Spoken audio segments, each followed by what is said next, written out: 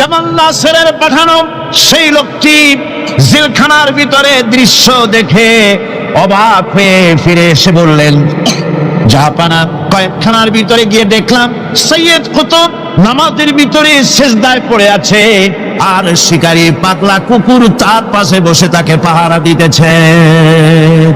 মৃত্যুর ভয় ইমানদারেরা করে না। তাকে বলা হয়েছিল ক্ষমা চাওয়ার জন্য, তিনি বলেছেন মাজলুমকে ক্ষমা চাইতে হবে জালেমের কাছে, এর থেকে ফাঁসি গ্রহণ করে শাহাদাতের দরজা নিয়ে হাসি মুখে আমি আমার মনিবের দরবারে খাড়া হতে চাই। এটাই হলো ঈমান। হ্যাঁ, জামাল নাসেরকে আল্লাহ পাক ইন্তেকাম নিলেন, দুনিয়া থেকে বিদায় করে দিলেন। সম্রাট আকবর নাম শোনেন নাই? কোথাকার প্রেসিডেন্ট? ভারতবর্ষে। কত বড় নাম করা ব্যক্তি, দ্বীন ইলাহি চালু করলো, তার নামে আল্লাহু আকবার চালু করলো। আল্লাহু আকবার বলতে যেন তারে বোঝানো হয়, জিল্লে ইলাহি বলে ঘোষণা করা লাগলো তাকে। তার সামনে মাথা নত করার ব্যবস্থা করে দিল, কুর্নিশের ব্যবস্থা করে দিল। হযরতে মুজাদ্দিদ আল বিসারি রাহমাতুল্লাহ আলাইহি এর বিরোধিতা করলেন। বিরোধিতা করার পরে সম্রাট জাহাঙ্গীর তার জেলের মধ্যে ঢুকাই দিল। তাকে যখন দরবারে দাওয়াত দিয়েছিল, একটা গেট বানালো যাতে করে তার মাথা নিচু করে ঢোকা লাগে। আল্লাহর মাহবুব বান্দা মুজাদ্দিদ আল বিসারি রাহমাতুল্লাহ আলাইহি তিনি মনে করলেন এখানে গেটটা নিচু করা হয়েছে যাতে করে আমি মাথা নিচু করে ঢুকি, আর এটাই সে কুর্নিশ হিসেবে ধরে নেবে। তিনি মাথা নিচু করলেন না, মর্দে মুজাহিদ বাদশার দরবারে নিজের বাম পাখানা আগে ঢুকাইয়া দিলেন। এই অপরাধে তাকে কারারুদ্ধ করা হলো। জেলখানার ভিতরে তিনি আছেন। কয়েক মাস পরে জেলার সাহেব চিঠি লিখেছেন বাদশার কাছে, জাহাপানা, জেল তো হয় চোরের জন্য, ডাকাতের জন্য, বদমাশদের জন্য। কানে পাঠাইলেন জেলখানায় মুজাদ্দিদ আল বিসারি নামক যে ব্যক্তিকে জেলে পাঠিয়েছেন। তিনি আসার পরে কয়েক মাসে আমার জেলের মধ্যে চোর আর ডাকাত যা ছিল সব আল্লাহর ওলিতে পরিণত হয়ে গেছে। সম্রাট আকবর সেকেন্দ্রায় তার খবর রয়েছে, কেউ জিয়ারত করতে যায় না। মুজাদ্দিদ আল বিসারি রাহমাতুল্লাহ আলাইহি হযরতে খাজা মুঈনুদ্দিন চিশতি রাহমাতুল্লাহ আলাইহির দরবারে আজও হাজার হাজার মানুষ কবরের কাছে জিয়ারত করতে যায়। দিনদার ইমানদার সৎকর্মশীল হলে আল্লাহ পাক তার মহব্বত মানুষের দিলের মধ্যে পয়দা করে দেন। ভাইরা আমার, এই পৃথিবীর বুকে ভালো কাজ যারা করে তাদের জন্য ফুল বিছায় কেউ দেয় না। ফুল দেয়? ফুল দেয় না, কণ্ঠকা কীর্ণ থাকে। নবীজি কালেমার দাওয়াত দিয়েছিলেন, এই কারণে নবী কোনো ফুলের বিছানা পান নাই, ফুলের মালা পান নাই। কাফির বেঈমানেরা নবীজিকে মারধর করেছে, দান্দার মোবারক শহীদ করেছে। হযরতে বিলালকে উটের পায়ের সাথে বেঁধে দিয়ে উট তাড়ায় দিয়েছে। দড়ির মাথায় বিলাল বাঁধা, পিঠের থেকে চামড়া খসেছে, মাথা থেকে চামড়া খসে গেছে। উত্তপ্ত মরুভূমির উপরে হযরতে বিলালের রক্তাক্ত শরীরকে চিৎ করে শোয়াই দিয়েছে। চতুর্দিকে কাফেরেরা দাঁড়ায়া লোহার ডান্ডা দিয়ে তাকে পিটাইছে আর বলেছে লাত মানাতির উপরে এখনো ঈমান আন। হযরতে বিলাল একটা ভাঙ্গা আঙ্গুল কোন রকম আকাশের দিকে উঁচু করে বলেছেন, আহাদ আহাদ আহাদ লা ইলাহা ইল্লাল্লাহ লা ইলাহা লা ইলাহা ইল্লাল্লাহ মুহাম্মাদুর রাসূলুল্লাহ। ঠিক মতো চলে। পুলিশকে যে দায়িত্ব, যে ক্ষমতা গভর্নমেন্ট দেয়, সরকারি আইনে পুলিশের যে দায়িত্ব আছে, যে পাওয়ার আছে, পুলিশ যদি তার পাওয়ারকে নির্দ্বিধায় যদি এই দায়িত্ব পালন করতে পারত, আমি বলতে চাই গোটা দেশ একটা সুন্দর দেশে পরিণত হয়ে যেত। কিন্তু পুলিশ কি তার দায়িত্ব অবলীলাক্রমে পালন করতে পারে? পুলিশ বহু কষ্ট করে খাগড়াছড়ি আর বান্দরবানের পাহাড় ঘুরে ঘুরে বড় ডাকাতরে ধরে বেড়েছে। বড় চোরাচালানি, স্বর্ণ চোরাচালানকারী বড় একটা ডাকাতরে ধরে ফেলাইছে, জীবনের ঝুঁকি নিয়ে ধরছে। আসামি ধরা কি এত সহজ? গেলেই আসামি কয় যে আমার হাতে হ্যান্ডকাপ পরাই দেন, আমি আসছি। এরকম করে না, জীবনের ঝুঁকি নিয়ে তারপরে পুলিশ গ্রেফতার করে, তাদেরকে গ্রেফতার করলো। পরের দিন টেলিফোন আসলো, হ্যালো চট্টগ্রামের এসপি? বলে হ্যাঁ। আরে মিয়া তুমি ধরছো কারে? আরে ধরছি তো বল তুমি। আরে কেন ধরলা তার? কয় স্যার অস্ত্র শুদ্ধা ধরছি। তাতে কি হয়? আমার পার্টির লোক অস্ত্র শুদ্ধা ছাড়িয়ে দিবি যদি চাকরি করতে চাস। কথা ঠিক কিনা? এগুলি অনেক আগে হতো, আজকাল হয়তো না, আজকাল হয়। আমি এক কথা কেন বললাম, থানায় আসামি আসামিদেরকে ধরা হয়, জেল হয়ে গেল, কয়েক মাস পর বেরিয়ে গেল, থানায় তার নামটা আসামি খাতায় লেখা গেল, চোর হিসেবে, ডাকাত হিসেবে, সন্ত্রাসী হিসেবে, চোরাচালাকি হিসেবে, ঠিক কিনা? আবার ধরা পড়লো, আবার নাম উঠলো, আবার ধরা পড়লো, আবার নাম উঠলো, জেল থেকে মুক্ত হলো না, ঠিকই থাকলো খাতায়। কিন্তু কোন বান্দা যদি গুনাহ করে, আল্লাহর বান্দার জন্য যে খাতা আছে, ফেরেশতারা যেটা লেখে, ওইখানে গুনার খাতায় তার নাম উঠে গেল। রব্বুল আলামিন বলেন, আমার বান্দা যদি গুনাহ করার পর বুঝতে পেরে যখন তওবা করে, তখন শুধু গুনাহ মাফ করি না, গুনার খাতা থেকে নামটাও আমি মুছে ফেলে দেই। আমার বান্দা যখন শয়তানের ওয়াসওয়াসায় পড়ে একটা নেকের একটা গুনাহ নিয়ত করবে, গুনাহ করার নিয়ত করবে, গুনাহটা করে নাই, পাপ লিখবা না। গুনাহ করা হয়ে যাওয়ার পর একটা গুনার জন্য একটা গুনাহই লিখবা। আর যদি আমার বান্দা কোন একটি নেকির কাজের নিয়ত করেছে, হজের নিয়ত করেছে, হজে যায় নাই, মাদ্রাসা মসজিদে দান করবে, চট্টগ্রাম তাফসীরুল কোরআন মাহফিলে দান করবে, করে নাই এখনো, শুধু নিয়ত করেছে, নেক নিয়তের কারণে আমলনামায় একটা নেকি লিখে দিবা। আর যখন নেকির কামটা করা হয়ে যাবে, আল্লাহ পাক বলেন, মান জাআ বিল হাসানাতি ফালাহু আশরু আমসালিহা। নেকির কাজটা যখন করা হয়ে যাবে, আমার বান্দার আমলনামায় একটা নেকের পরিবর্তে 10টা গ্রেস মার্ক লাগাইয়া 10 গুণ বাড়াইয়া দিবা। আমি বান্দা, আল্লাহ পাক বলেন, বান্দার কোন আমলের উপরে আমি জুলুম করি না। বান্দা যদি যে সব কাজ করবে, সমস্ত নেক কাজের জন্য আমি তাকে সওয়াব দান করব। শুধু তাই না, সৎকর্মশীল ব্যক্তিদের রুজিতে আমি বরকত দিয়ে দিব। সুবহানাল্লাহ কোন। ভালো কাজ যারা করবে তাদের রুজিতে আল্লাহ পাক কি করবেন? ফাল্লাযীনা আমানু ওয়া আমিলুস সালিহাতি লাহুম মাগফিরাতুন ওয়া রিজকুন কারীম। যারা ঈমান আনবে এবং ভালো কাজ করবে, আমি তাদেরকে উত্তম রিজক দান করব। শুধু তাই নয়, আমলে সালিহ যারা করবে, সৎকর্মশীল লোকদের, তাদের জন্য রয়েছে আমার কাছে ক্ষমা, মাগফিরাত। ওয়া ইন্নী লাগাফফারুন লিমান তাবা ওয়া আমানা ওয়া আমিলা সালিহান সুম্মা ইহতাদা। নিঃসন্দেহে আমি ক্ষমাশীল ওই সব বান্দাদের জন্য যারা সৎ কাজ করে, আমলে সালেহ করে, নেক কাজ করে, আর গুনাহ থেকে তওবা করে, আর এই তওবার উপরে, হেদায়েতের উপরে টিকে থাকে, আমি তাদের গুনাহকাশি আমি রব্বুল আলামিন মাফ করে দেই। আল্লাহ পাক ওয়াদা করেছেন, নেক কাজ যদি হও, সৎকর্মশীল যদি তোমরা হও, তাহলে নেক কাজের বিনিময় আমি রব্বুল আলামিন তোমাদেরকে রাষ্ট্র ক্ষমতা দান করব, যেমন করে তোমাদের পূর্বপুরুষদেরকেও রাষ্ট্র ক্ষমতা দিয়েছিলাম। রাষ্ট্র ক্ষমতা হচ্ছে সুলতানে নাসির, যাকে বলা হয়েছে সাহায্যকারী শক্তি। রাসূল করিম সাল্লাল্লাহু আলাইহি সাল্লাম আল্লাহর কাছে সেখানে দোয়া করেছেন, রব্বি আদখিলনি মুদখালা সিদকিন ওয়া আখরিজনি মুখরাজা সিদকিন ওয়াজআলনি মিন লাদুনকা সুলতানান নাসিরা। আয় আল্লাহ, আমাকে সাহায্যকারী শক্তি আমাকে তুমি দান করো। এই সাহায্যকারী শক্তি হচ্ছে রাষ্ট্র ক্ষমতা। কি ক্ষমতা? রাষ্ট্র ক্ষমতা। এখন রাষ্ট্র ক্ষমতা কি জন্য? রাষ্ট্র ক্ষমতা এই জন্য যে রাষ্ট্রীয় পাওয়ার যদি আপনার হাতে না থাকে, তাহলে ইসলামের সকল আইন পালন করা সম্ভব নয়। ঠিক কিনা? ঠিক কিনা? আজ সমাজে সুদ চালু আছে নাকি নাই? জেনা চালু আছে নাকি নাই? জুয়া চালু আছে নাকি নাই? আমার ভাইরা, আমার এই দেশে, এই উপমহাদেশে, পাকিস্তান, ইন্ডিয়া, বাংলাদেশ, এই দেশগুলির মতো এত মাহফিল কোথাও হয় না, পৃথিবীর কোথাও এত মাহফিল হয় না। এই মাহফিলের কারণেই এই দেশের মানুষগুলি আল্লাহর মেহেরবানি, মাথায় টুপি আছে, মুখে দাঁড়িয়ে আছে, অসংখ্য মসজিদ মাদ্রাসা হয়েছে। আল্লাহর ওলিরা, বড় বড় আলেম এবং পীর বুজুর্গরা এই দেশে দ্বীনের দাওয়াত দিয়েছেন, সুদের বিরুদ্ধে কথা বলেছেন, ঘুষের বিরুদ্ধে কথা বলেছেন।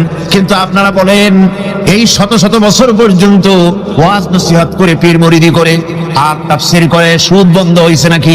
বোঝেন না কথা? সুদ বন্ধ হয়েছে, ঘুষ বন্ধ হয়েছে, জেনা বন্ধ হয়েছে, বেশ্যালয় বন্ধ হয়েছে। কিয়ামত পর্যন্ত এই পদ্ধতিতে হবে না। কথা বুঝে আসছে? ওয়াজ করে, তাফসীর করে যদি সুদ আর ঘুষ বন্ধ হয়ে যেত, তাহলে রাসূলুল্লাহর চাইতে বড় ওয়াজ আল্লাহর দুনিয়ায় আর নাই। তিনি ওয়াজ করে বন্ধ করে দিতেন, কিন্তু তা হয় নাকি? আল্লাহর ঘরের ভিতরে 360টা মূর্তি ছিল। 13টি বছর ধরে নবুয়তের মক্কি জিন্দেগিতে আল্লাহর নবী একটা মূর্তিকেও আল্লাহর ঘর থেকে সরাই দিতে পারেন নাই। কথা ঠিক কিনা? কিন্তু যখন মদিনা মুনাওয়ারায় গেলেন, ইসলামী রাষ্ট্র হাতে পেলেন, এবার নবীজি ইসলামের রাষ্ট্রের প্রধান, এখন তিনি প্রেসিডেন্ট। সাহাবায়ে কেরাম আমলে সালেহ করেছে, ঈমান এনেছেন, আমলে সালেহ করেছেন, বদৌলতে আল্লাহ ক্ষমতা দিয়েছেন। এবার রাষ্ট্র ক্ষমতা হাতে। রাসূলুল্লাহ মক্কা দখল করলেন, কাবার ঘরের মধ্যে প্রবেশ করলেন, হাতে একটা লাঠি ছিল, মূর্তিগুলোর মাথায় আঘাত করলেন, বললেন জা আল হক ওয়া যাহাকাল বাতিল ইন্নাল বাতিলা কানা যাহুকা। সত্য সমাগত, মিথ্যা অপসৃত। সমস্ত মূর্তিগুলি ঘর থেকে বের করে দিলেন। আজ আর কারো ক্ষমতা নাই এই মূর্তি টিকাবার জন্য আগায় আসে। সিনা পাইতে যে মূর্তি ভাঙ্গেন কেন? আছে কেউ? আছে কেউ? শুধু তাই না, কাবা ঘরে ঢোকার জন্য চাবি যার কাছে থাকে সে লোকের আজ আর টাকা লাগে নাই। এর আগে রাসূলুল্লাহ ঘরের মধ্যে ঢুকতে চাইছিলেন, ঢুকতে দেওয়া হয়নি, আরো গালাগালি দেওয়া হয়েছিল।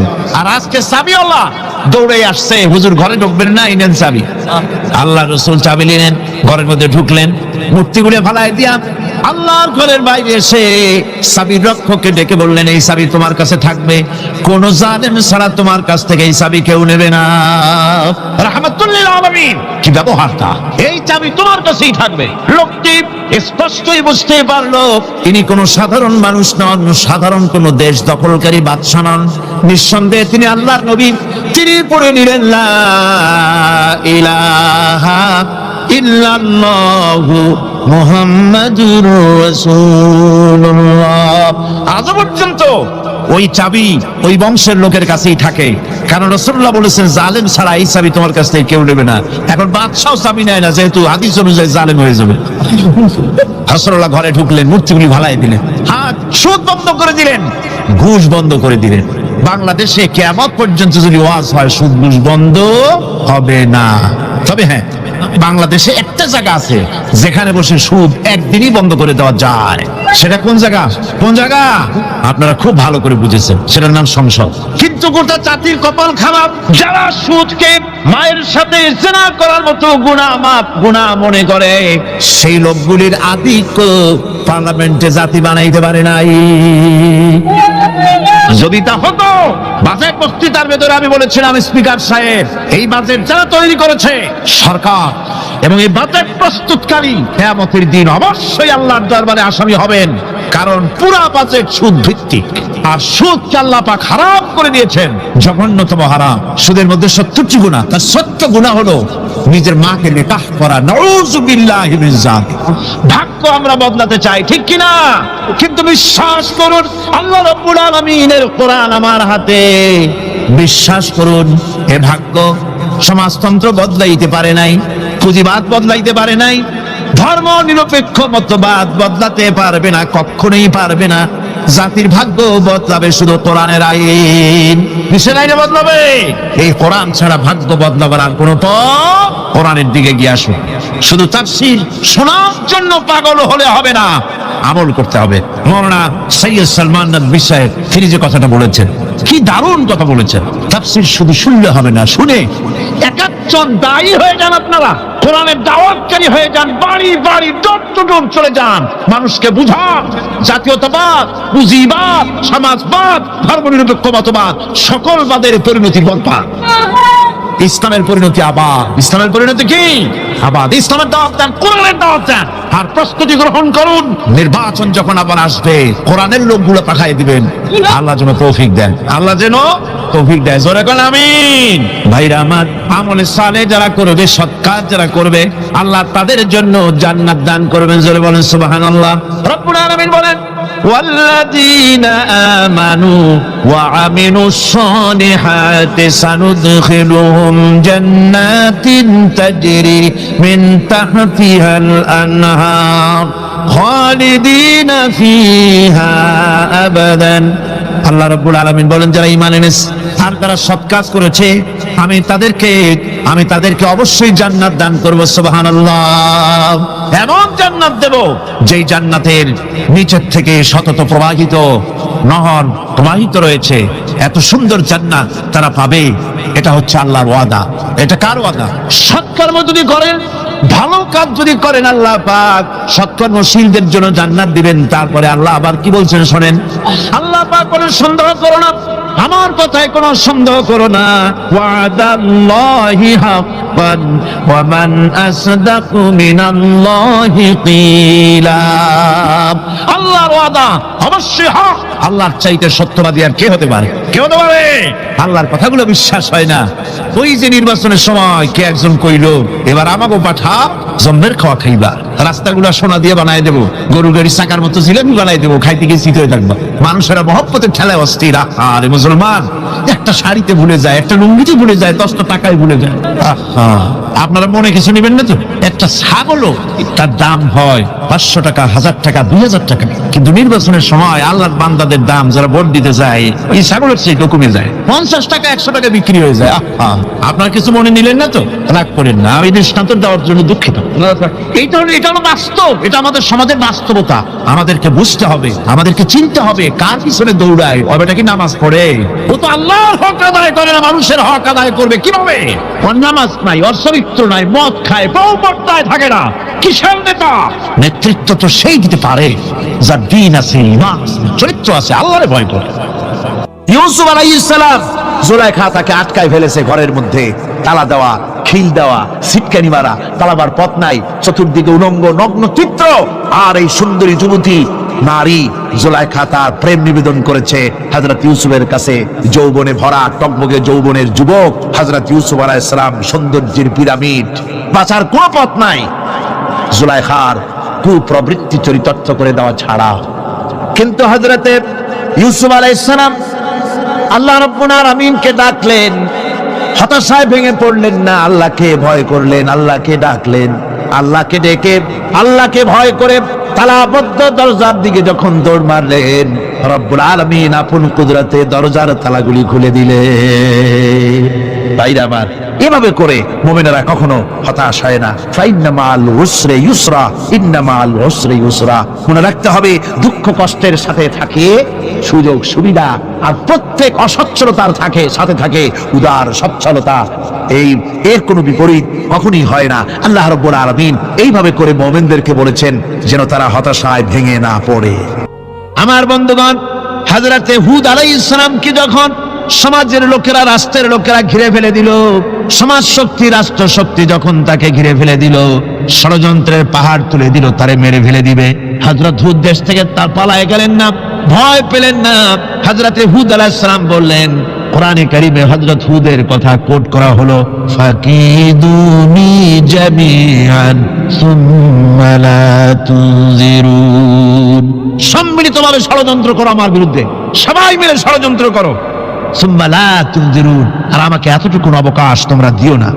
ইন্নী তাওয়াক্কালতু আলাল্লাহি রাব্বি ওয়া রাব্বিকুম। আমি ভরসা করেছি সেই আল্লাহর উপরে, যার কুদরতি হাতের ভেতরে, যিনি আমাদের রব, তোমাদেরও রব, আর যার কুদরতি হাতের ভিতরে তামাম পৃথিবীর জানগুলি যার হাতে, সে আল্লাহর উপরে ভরসা করেছি। ষড়যন্ত্র যদ্দূর আছে করতে থাকো, আমি ষড়যন্ত্র পরোয়া করি না। সুবহানাল্লাহ। এটাই হলো মুমিনের কোয়ালিটি।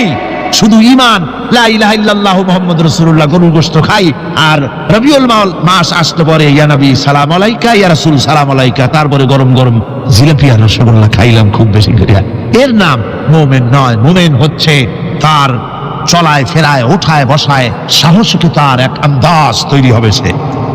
আমার ভাইয়েরা, বিপদে অবিচলতা আমাদেরকে পয়গম্বরেরা শিক্ষা দান করেছেন।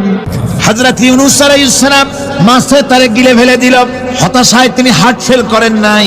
মাছের পেটের মধ্যে যদি কেউ চলে যায়, বেরিয়ে যাওয়ার জন্য কোনো ব্যাকডোর আছে নাকি? কোন পালাবার কোন রাস্তা? মাছের পেটের জানালা দরজা আছে? কিছুই না। তিনি হতাশ হলেন না, মাছের পেটের ভেতরে বসে হযরত ইউনূস আলাইহিস সালাম বুক ভরা আশা নিয়ে আল্লাহর দরবারে তিনি ঘোষণা করলেন, লা ইলাহা ইল্লা আনতা সুবহানাকা ইন্নী কুনতু মিনাজ জালিমিন। পড়েন না সবাই, লা ইলাহা ইল্লা আনতা সুবহানাকা ইন্নী কুনতু মিনাজ জালিমিন। হযরত ইউনূস আলাইহিস সালাম বললেন, আল্লাহ তুমি ছাড়া কোনো ইলাহ নাই, তোমার পবিত্রতা ঘোষণা করছি, আমি জালিমদের অন্তর্ভুক্ত হয়ে গেছি। তিনি যখন চিল্লাচ্ছিলেন, মাছির পেটের ভিতরে বসে যখন কাতরুক্তি করতেছিলেন, আল্লাহ বুঝি তখন শোনেন নাই সে কথা? কি বলেন? আল্লাহ বুঝি তখন তন্দ্রায় বা নিদ্রায় ছিলেন? না, আল্লাহ পাক কি ঘুমান? তন্দ্রায় যান? লা তাখুযুহু সিনাতুন ওয়ালা নাওম। আল্লাহ রাব্বুল আলামিন বলেন, কোন তন্দ্রা বা নিদ্রা আল্লাহ রাব্বুল আলামিনকে স্পর্শ করে না। হযরত ইউনূস আলাইহিস সালাম যখন মাছের পেটের ভিতরে বসে চিৎকার মারলেন, আল্লাহ পাক বলেন, ইউনূস রে, তোমার ওই ডাক কেউ শোনে নাই, দুনিয়ার কোন রাজা বাদশাহ শোনে নাই, দুনিয়ার কোন বন্ধু বান্ধব তোমার শোনে নাই, কিন্তু আমি তোমার আরশের মালিক আমি রব্বুল আলামিন শুনেছি। শুধু শুনি নাই, সঙ্গে সঙ্গে জবাব দিয়ে দিয়েছি। ফাস্তাজাবনা লাহু ওয়া নাজ্জাইনাহু মিনাল গাম্মি। পড়েন, ফাস্তাজাবনা লাহু ওয়া নাজ্জাইনাহু মিনাল গাম্মি ওয়া কাযালিকা নুজিল মুমিনিন। আল্লাহ পাক বলেন, আমি জবাব দিলাম। মাছের পেটের ভিতরে বেদনা শুরু হয়ে গেল, মাছ আর তলদেশে শুয়ে থাকতে পারলো না, সাঁতরাতে পারলো না, মাছ ভেসে উঠল উপরে। পেটের যন্ত্রণায় মাছ কিনারায় চলে এসে বমি করে দিতে পারলে যেন বাঁচি, এই অবস্থা মাছের হলো। কিনারায় চলে এলো, বমি করে ইউনূস আলাইহিস সালামকে ফেলে দিল, মাছও বাঁচলো, ইউনূস আলাইহিস সালামও বাঁচলো। আল্লাহ রাব্বুল আলামিন বলেন, মুমিনেরা শোনো, শুধু ইউনূসকে নয়, ওয়া কাযালিকা নুজিল মুমিনিন, এইভাবে করে মুমিন বান্দারা যদি আমাকে ডাকি, আমার কাছে যদি হাত ফাইলায়, আমি আল্লাহ রাব্বুল আলামিন মুমিনদের এভাবে বিপদ মুক্ত করে দেই। আমার বন্ধুগণ, কোরআনে কারীমে রব্বুল আলামিন বলেন, ফাআনজালাল্লাহু সাকিনাতাহু আলাইহি ওয়া আইয়াদাহু বিজুনুদিন লাম তারাওহা। আল্লাহ পাক তার মনের মধ্যে গভীর প্রশান্তি এবং স্বস্তি দান করলেন, আর এমন সৈন্য দিয়ে সাহায্য করলেন যে সৈন্যদেরকে তোমরা দেখতে পাও না। এভাবে করে রব্বুল আলামিন মুমিনদের বিপদে আপদে মুসিবতে সব সময় আল্লাহ পাক মুসলমানদেরকে সাহায্য করেছেন। জোরে বলেন সুবহানাল্লাহ। মুমিনদের সাহায্যকারী আল্লাহ। তাই ইসলামী আন্দোলনের সাথে যারা আছে, যারা কর্মী, যারা নেতা, যারা মুমিন, যারা ঈমানদার, মেঘের মতো প্রচন্ড কালো মেঘ হয়ে চতুর্দিক থেকে অন্ধকারের মতো এসেছে বিপদ, কোন বিপদ না, আল্লাহ পাক সাহায্যকারী। কে সাহায্যকারী? জোরে বলেন, সাহায্যকারী কে? আল্লাহ সুবহানাহু ওয়া তাআলা, তিনি সাহায্যকারী, ভয় নাই। আল্লাহ পাকের উপর ঈমান আনলে পরে কলিজার ভিতরে দুর্জয় সাহসের সৃষ্টি হয়ে যায়, কোনো ভয় অন্তঃকরণে তার থাকে না। আল্লাহ পাক সাহায্য করেন। আর আল্লাহর উপরে ঈমান আনলে পরে রব্বুল আলামিন বলেছেন, ইয়া আইয়ুহাল্লাযীনা আমানু হাল আদুল্লুকুম আলা তিজারাতিন তুনজিকুম মিন আযাবিন আলীম। এমন একটা ব্যবসার কথা কি বলবো না, যে ব্যবসায় তোমাদেরকে জাহান্নামের আযাব থেকে বাঁচায় দেবে। তার প্রথম কাজই হলো আল্লাহর প্রতি ঈমান আনা। ঈমান আনলে পরে এই সমস্ত গুণ তৈরি হয়ে যায়। আর ঈমানে সবচাইতে উপকৃত হয় সমাজের লোকেরা, রাষ্ট্রের লোকেরা, পরিবারের লোকেরা, দেশের মানুষ উপকৃত হয় মুমিনদের দিয়ে ঈমানের কারণে। তার কারণ হলো, একজন মুমিন, একজন ব্যক্তি যখন ঈমানদার হয়, মুমিন হয়ে যায়, আল্লাহর প্রতি যখন প্রগাঢ় বিশ্বাস তার এসে যায়, তখন সেই ব্যক্তি নৈতিকতার মান তার বেড়ে যায়। জোরে বলেন সুবহানাল্লাহ। নৈতিক চরিত্রের উপরে সে প্রতিষ্ঠিত হয়, সে মিথ্যা বলতে সাহস পায় না। মুমিন ব্যক্তি মিথ্যা বলতে সাহস পায়?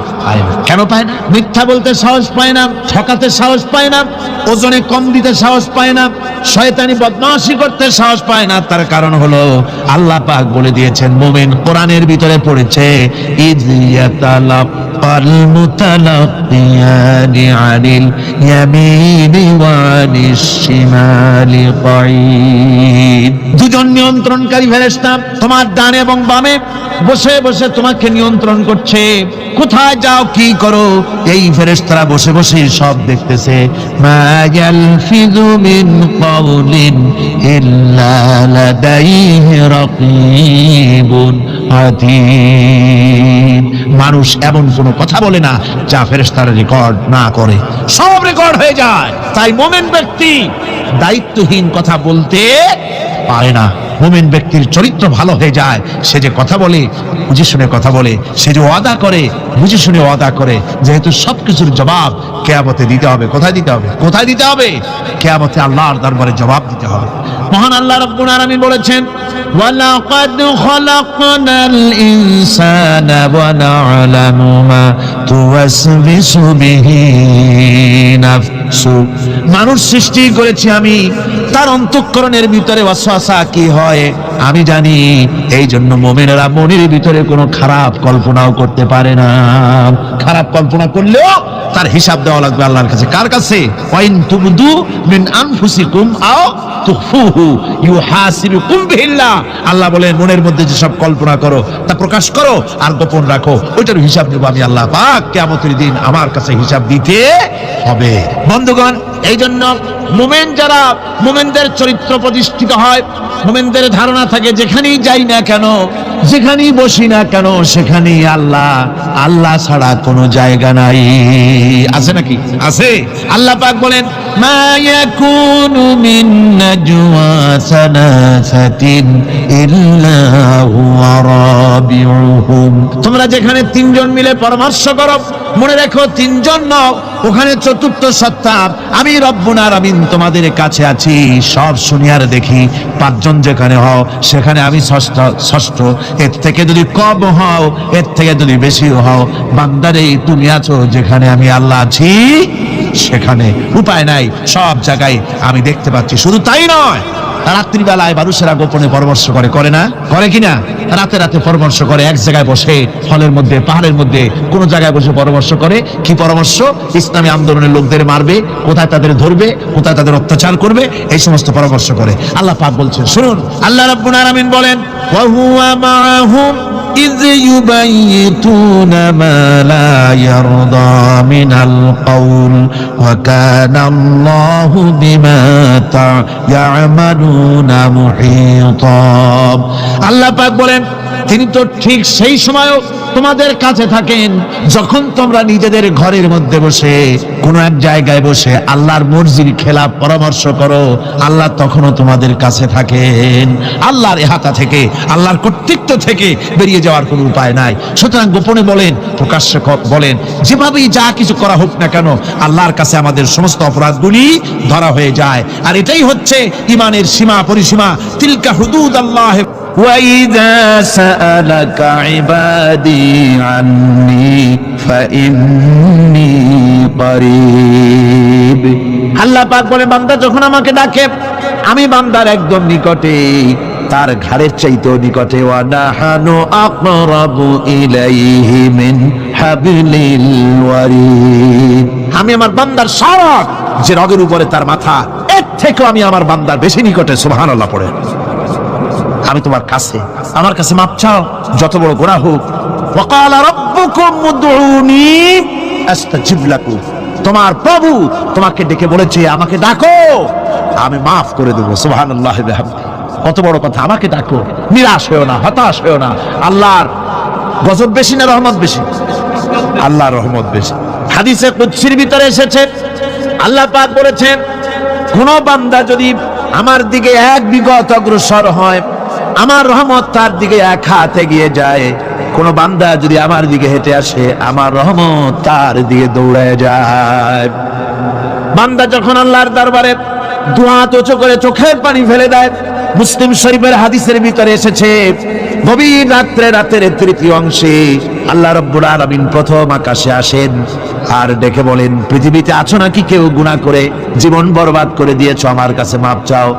ঋণগ্রস্ত আছো, অসুস্থ আছো, অপমানিত আছো, কে আছো মাজলুম? আমাকে ডাকো, আমার কাছে বলো, আমি ডাকের সাড়া দেব, জীবনের আশা পূরণ করে দেব।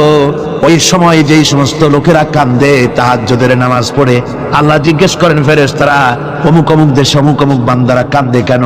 ফেরেশতারা বলে, রব্বুল আলামিন তুমি তো ভালো করে জানো। আল্লাহ বলেন, জানি, তবুও তোমাদের মুখে শুনতে চাই। তারা বলে, রব্বুল আলামিন তোমার এই বান্দা গুনাহ করেছে, গুনাহর জন্য মাপ চায়, জাহান্নাম থেকে বাঁচতে চায়। আল্লাহ পাক বলেন, ফেরেশতারা আমার এই বান্দারা আমারে দেখেছে নাকি? বলে দেখে নাই। বলে আমার দোজখ দেখেছে নাকি? বলে না, তাও দেখে নাই।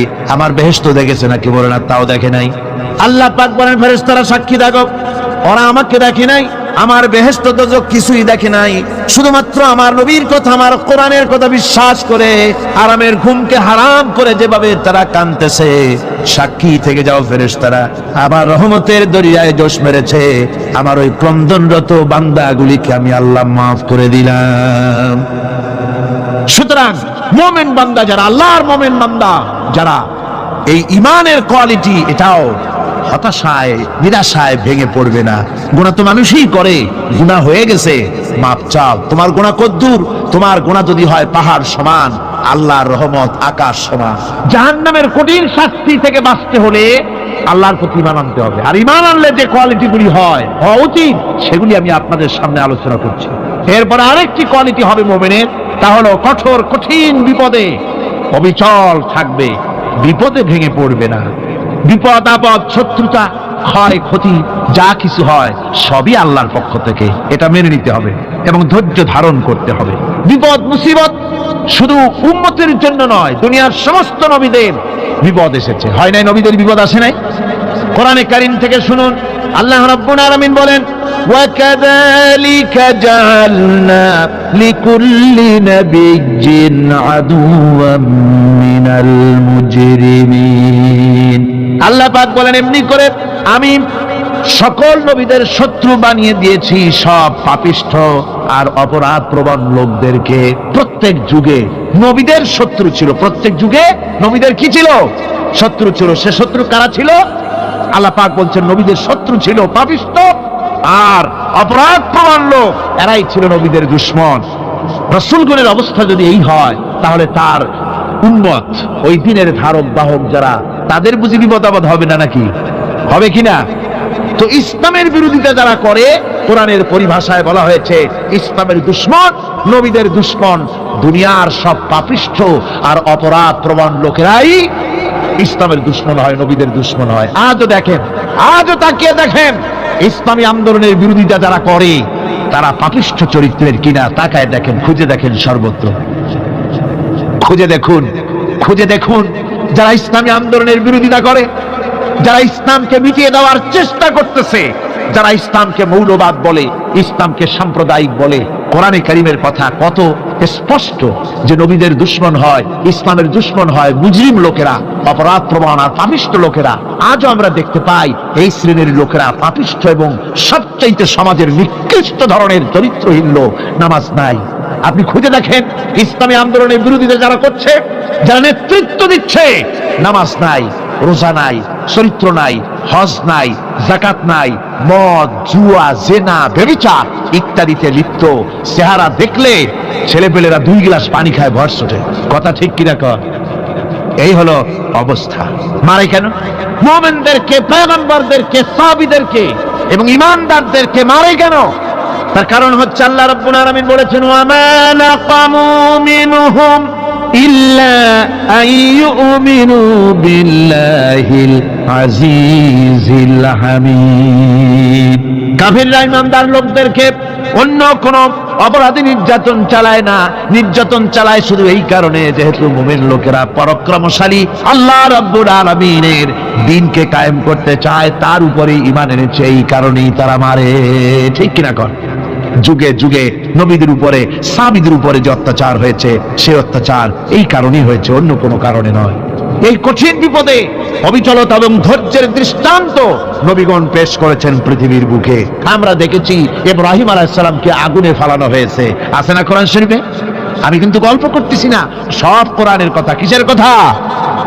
ইব্রাহিম আলাইহিস সালামকে আগুনে ফেলানো হচ্ছে। অপরাধ কি? অপরাধ হচ্ছে হযরত ইব্রাহিম আলাইহিস সালাম দাওয়াত দিয়েছেন, লা ইলাহা ইল্লাল্লাহ।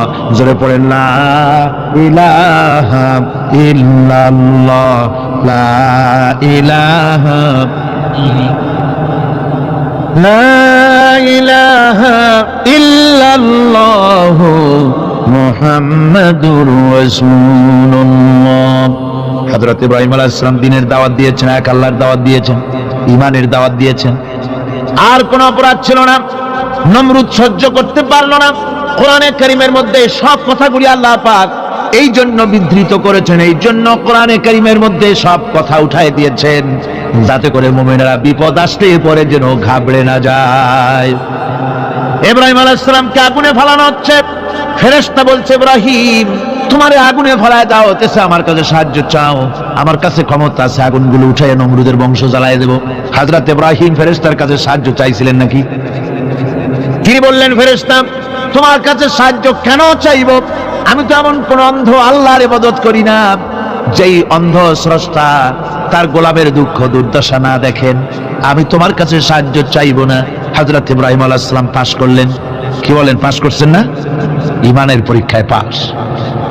আগুনের মধ্যে হযরত ইব্রাহিমকে যখন ফেলানো হচ্ছে, রব্বুল আলামিন আগুনের প্রতি নোটিশ করে দিলেন, ইয়া নারু কুনি বারদাও ওয়া সালামান আলা ইব্রাহিম। আগুন আমার ইব্রাহিমের জন্য শান্তিদায়ক ঠান্ডা হয়ে যা। এখন কি আর আগুনের বাপের ক্ষমতা আছে ইব্রাহিমকে পোড়ানো? আর ক্ষমতা নাই।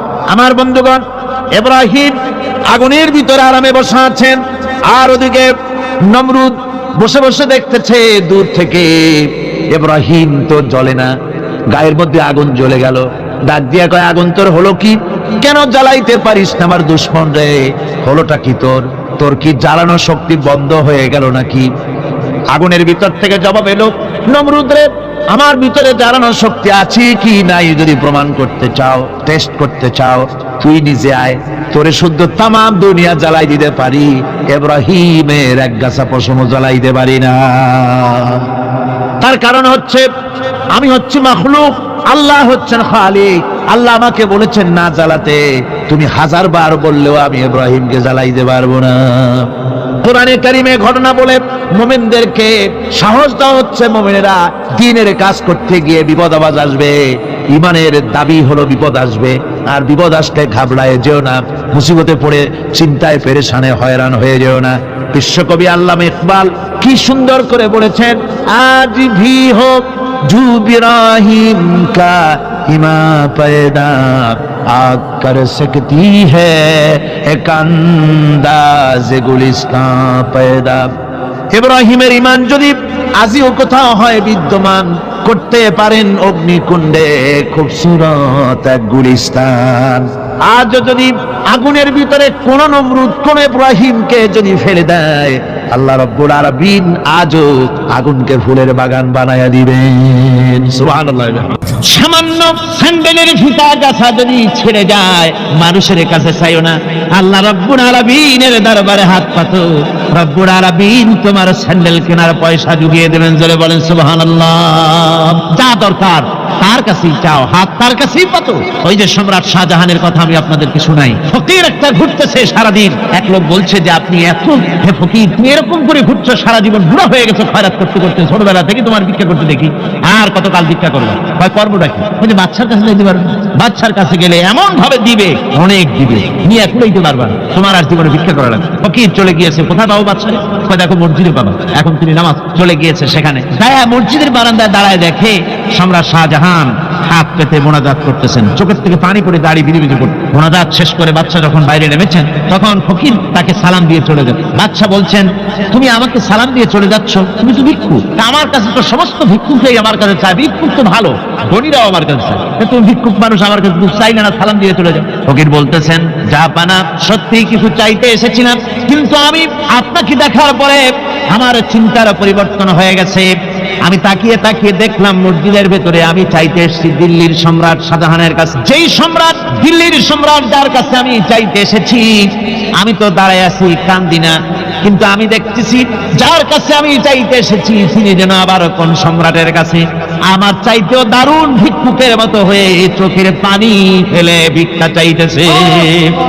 মনে মনে ভাবলাম, মানুষের কাছে ভিক্ষা চাইবো না কোনদিন আর। বাদশা কান্দে, যেই বাদশার কাছে ওই সম্রাটের সম্রাট রাজা ধীরাজ আল্লাহর কাছে ছাড়া কারো কাছে দিব না, আর হাত পাতবো না।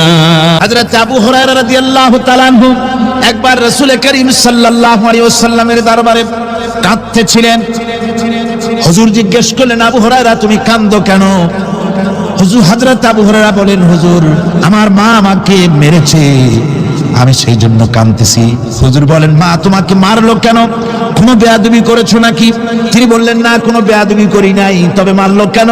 হযরত আবু হুরায়রা বলেন, হুজুর আমার মা হচ্ছেন মুশরিকা, আমার মা কাফের।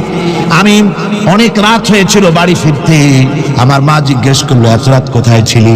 আমি বললাম, মা তাম পৃথিবী যে কদম মোবারক চুমতে পারলে নিজেকে ধন্য মনে করে, আমি সেই রাসূলের দরবারে ছিলাম, আসতে দেরি হয়ে গেছে। ইয়া রাসূলুল্লাহ, আপনার নাম শোনা মাত্র আমার মায়ের গায়ে আগুন জ্বলে গেল। সহ্য করতে না পেরে আমাকে মায়ের আরম্ভ করে দিল। বলল, আবু হুরায়রা, হয় আমার বাড়ি ছাড়বি, না হয় মুহাম্মদ সাল্লাল্লাহু আলাইহি ওয়াসাল্লামের ঘর ছাড়বি, কোনটা করবি কর। আমি বললাম, মা তোমার গায়ে যত শক্তি আছে সমস্ত শক্তি দিয়ে তুমি আমাকে প্রহার করো, আমি তামাম তোমার বাড়িটা সুদ্ধা তামাম দুনিয়া ছেড়ে দিতে পারি, কিন্তু রাসূল পাক সাল্লাল্লাহু আলাইহি ওয়াসাল্লামের কদম মোবারক ছাড়তে পারি না। ভাইরা আমার, হযরতে আবু হুরায়রা কাঁদতেছেন। আল্লাহর নবী বলেন, তুমি কাঁদো কেন? তোমার মা তোমাকে মেরেছেন, আমি এখানে কি করব? এখানে তো আমি কোনো দখল আন্দাজ করতে পারি না, আমি কি করতে পারি? এখানে ইন্টারফেয়ার তো আমি করতে পারি না, মা তোমারে মেরেছে। হযরত আবু হুরায়রা বলেন, ইয়া রাসূলুল্লাহ, মায়ের বিরুদ্ধে কোনো নালিশ করার জন্য আপনার কাছে আমি আসি নাই। বলে, কেন এসেছো?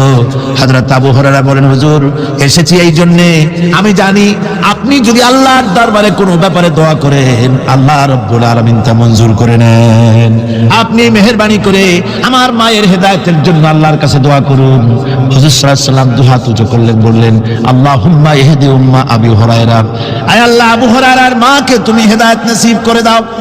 এই দোয়া রাসূল করতেছেন, হুজুরকে দোয়ার মধ্যে ফেলে রেখে আবু হুরায়রা দৌড় আরম্ভ করেছে বাড়ির দিকে। পেছন থেকে কয়েকজন সাহাবী তারা দৌড়ে গেল। আবু হুরায়রা দৌড়ায় কেন? এত ভদ্র মানুষ, কোনো সময় কারো সাথে রাগারাগি করে না, দৌড়ায় কেন? নিশ্চয়ই কোনো বিপদ বুঝি হয়ে গিয়েছে, পিছন থেকে জামা টেনে ধরেছে। কি হয়েছে, দৌড়াও কেন? হযরত আবু হুরায়রা বলেন, আমার জামা ছেড়ে দাও, আমাকে দৌড়াতে দাও, আমি দৌড়াইয়া বাড়ি পৌঁছে গিয়ে দেখতে চাই আমি আগে দৌড়ে বাড়িতে গেলাম না নবীজির দোয়া আমার আগে আমার বাড়ি পৌঁছে গেল, কোনটা হলো আমি সেটা দেখতে চাই। হযরত আবু হুরায়রা দৌড়াতে দৌড়াতে ঘরের কাছে গিয়ে নক করেছে। ভিতর থেকে আওয়াজ এলো, কে? কিছুক্ষণ পর মা আমার বেরোলেন, মাথার চুল দিয়া পানি পড়তেছে, বুড়া মানুষ।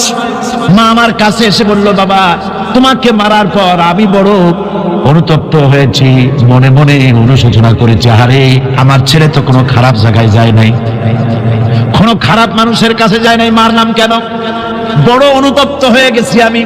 এই অনুশোচনা করে আমি এইমাত্র গোসল করেছি, আমাকে নিয়ে চলো তুমি বিশ্ব নবী রাসূলুল্লাহর দরবারে। আমার ভাইরা, রাসূল পাক সাল্লাল্লাহু আলাইহি ওয়াসাল্লাম আল্লাহর নবী এমন এক মহান সত্তা ছিলেন যে তিনি দোয়া আল্লাহর দরবারে হাত উঁচু করতে দেরি আছে, কিন্তু দোয়া কবুল হতে দেরি নাই। কুতুবে সুবহানী শেখ মুহিউদ্দিন আব্দুল কাদের জিলানী রাহমাতুল্লাহ আলাইহি তিনি বলেছেন, মুনাজাত করতে গিয়ে আবেগে বলেছেন, রব্বুল আলামিন তুমি যদি দয়া করে আমাকে জান্নাত দাও, আর তোমাকে যদি আমি না পাই, তুমি যদি আমার সঙ্গে দেখা না করো, আমারে যদি কথা না বলো, তাহলে এই জান্নাত আমার কোনো লাভ নাই। আর আমাকে যদি জাহান্নাম দিয়ে দাও, আর মাঝে মধ্যে তুমি যদি জিজ্ঞাসা করো মহিউদ্দিন কেমন আছো, তাহলে এই জাহান্নাম আমার জন্য বেহেশত হয়ে যাবে। আয় আল্লাহ, আমি শুধু তোমারই চাই। আল্লাহর নবী বললেন, মহিলা তুমি অপরাধ করেছো, কিন্তু তোমার গর্ভস্থিত সন্তান তো কোনো অপরাধ করে নাই, সুতরাং তোমার উপরে শরীয়তের হদ জারি করা যাবে না, ডেলিভারি হোক, তারপরে বিচার হবে। মহিলা চলে গেল আফসোস করতে করতে যে আমার বিচার হলো না, যদি এর মধ্যে আমি মরে যাই তাহলে জেনা করেছি, দুনিয়ার শাস্তি তো সহজ, পাথর মেরে পুড়িয়ে দেবে, সঙ্গে সার করবে, এটা তো সহজ, কিন্তু কিয়ামতের ওই কঠিন জাহান্নামের আগুনে জ্বলতে পারবো না।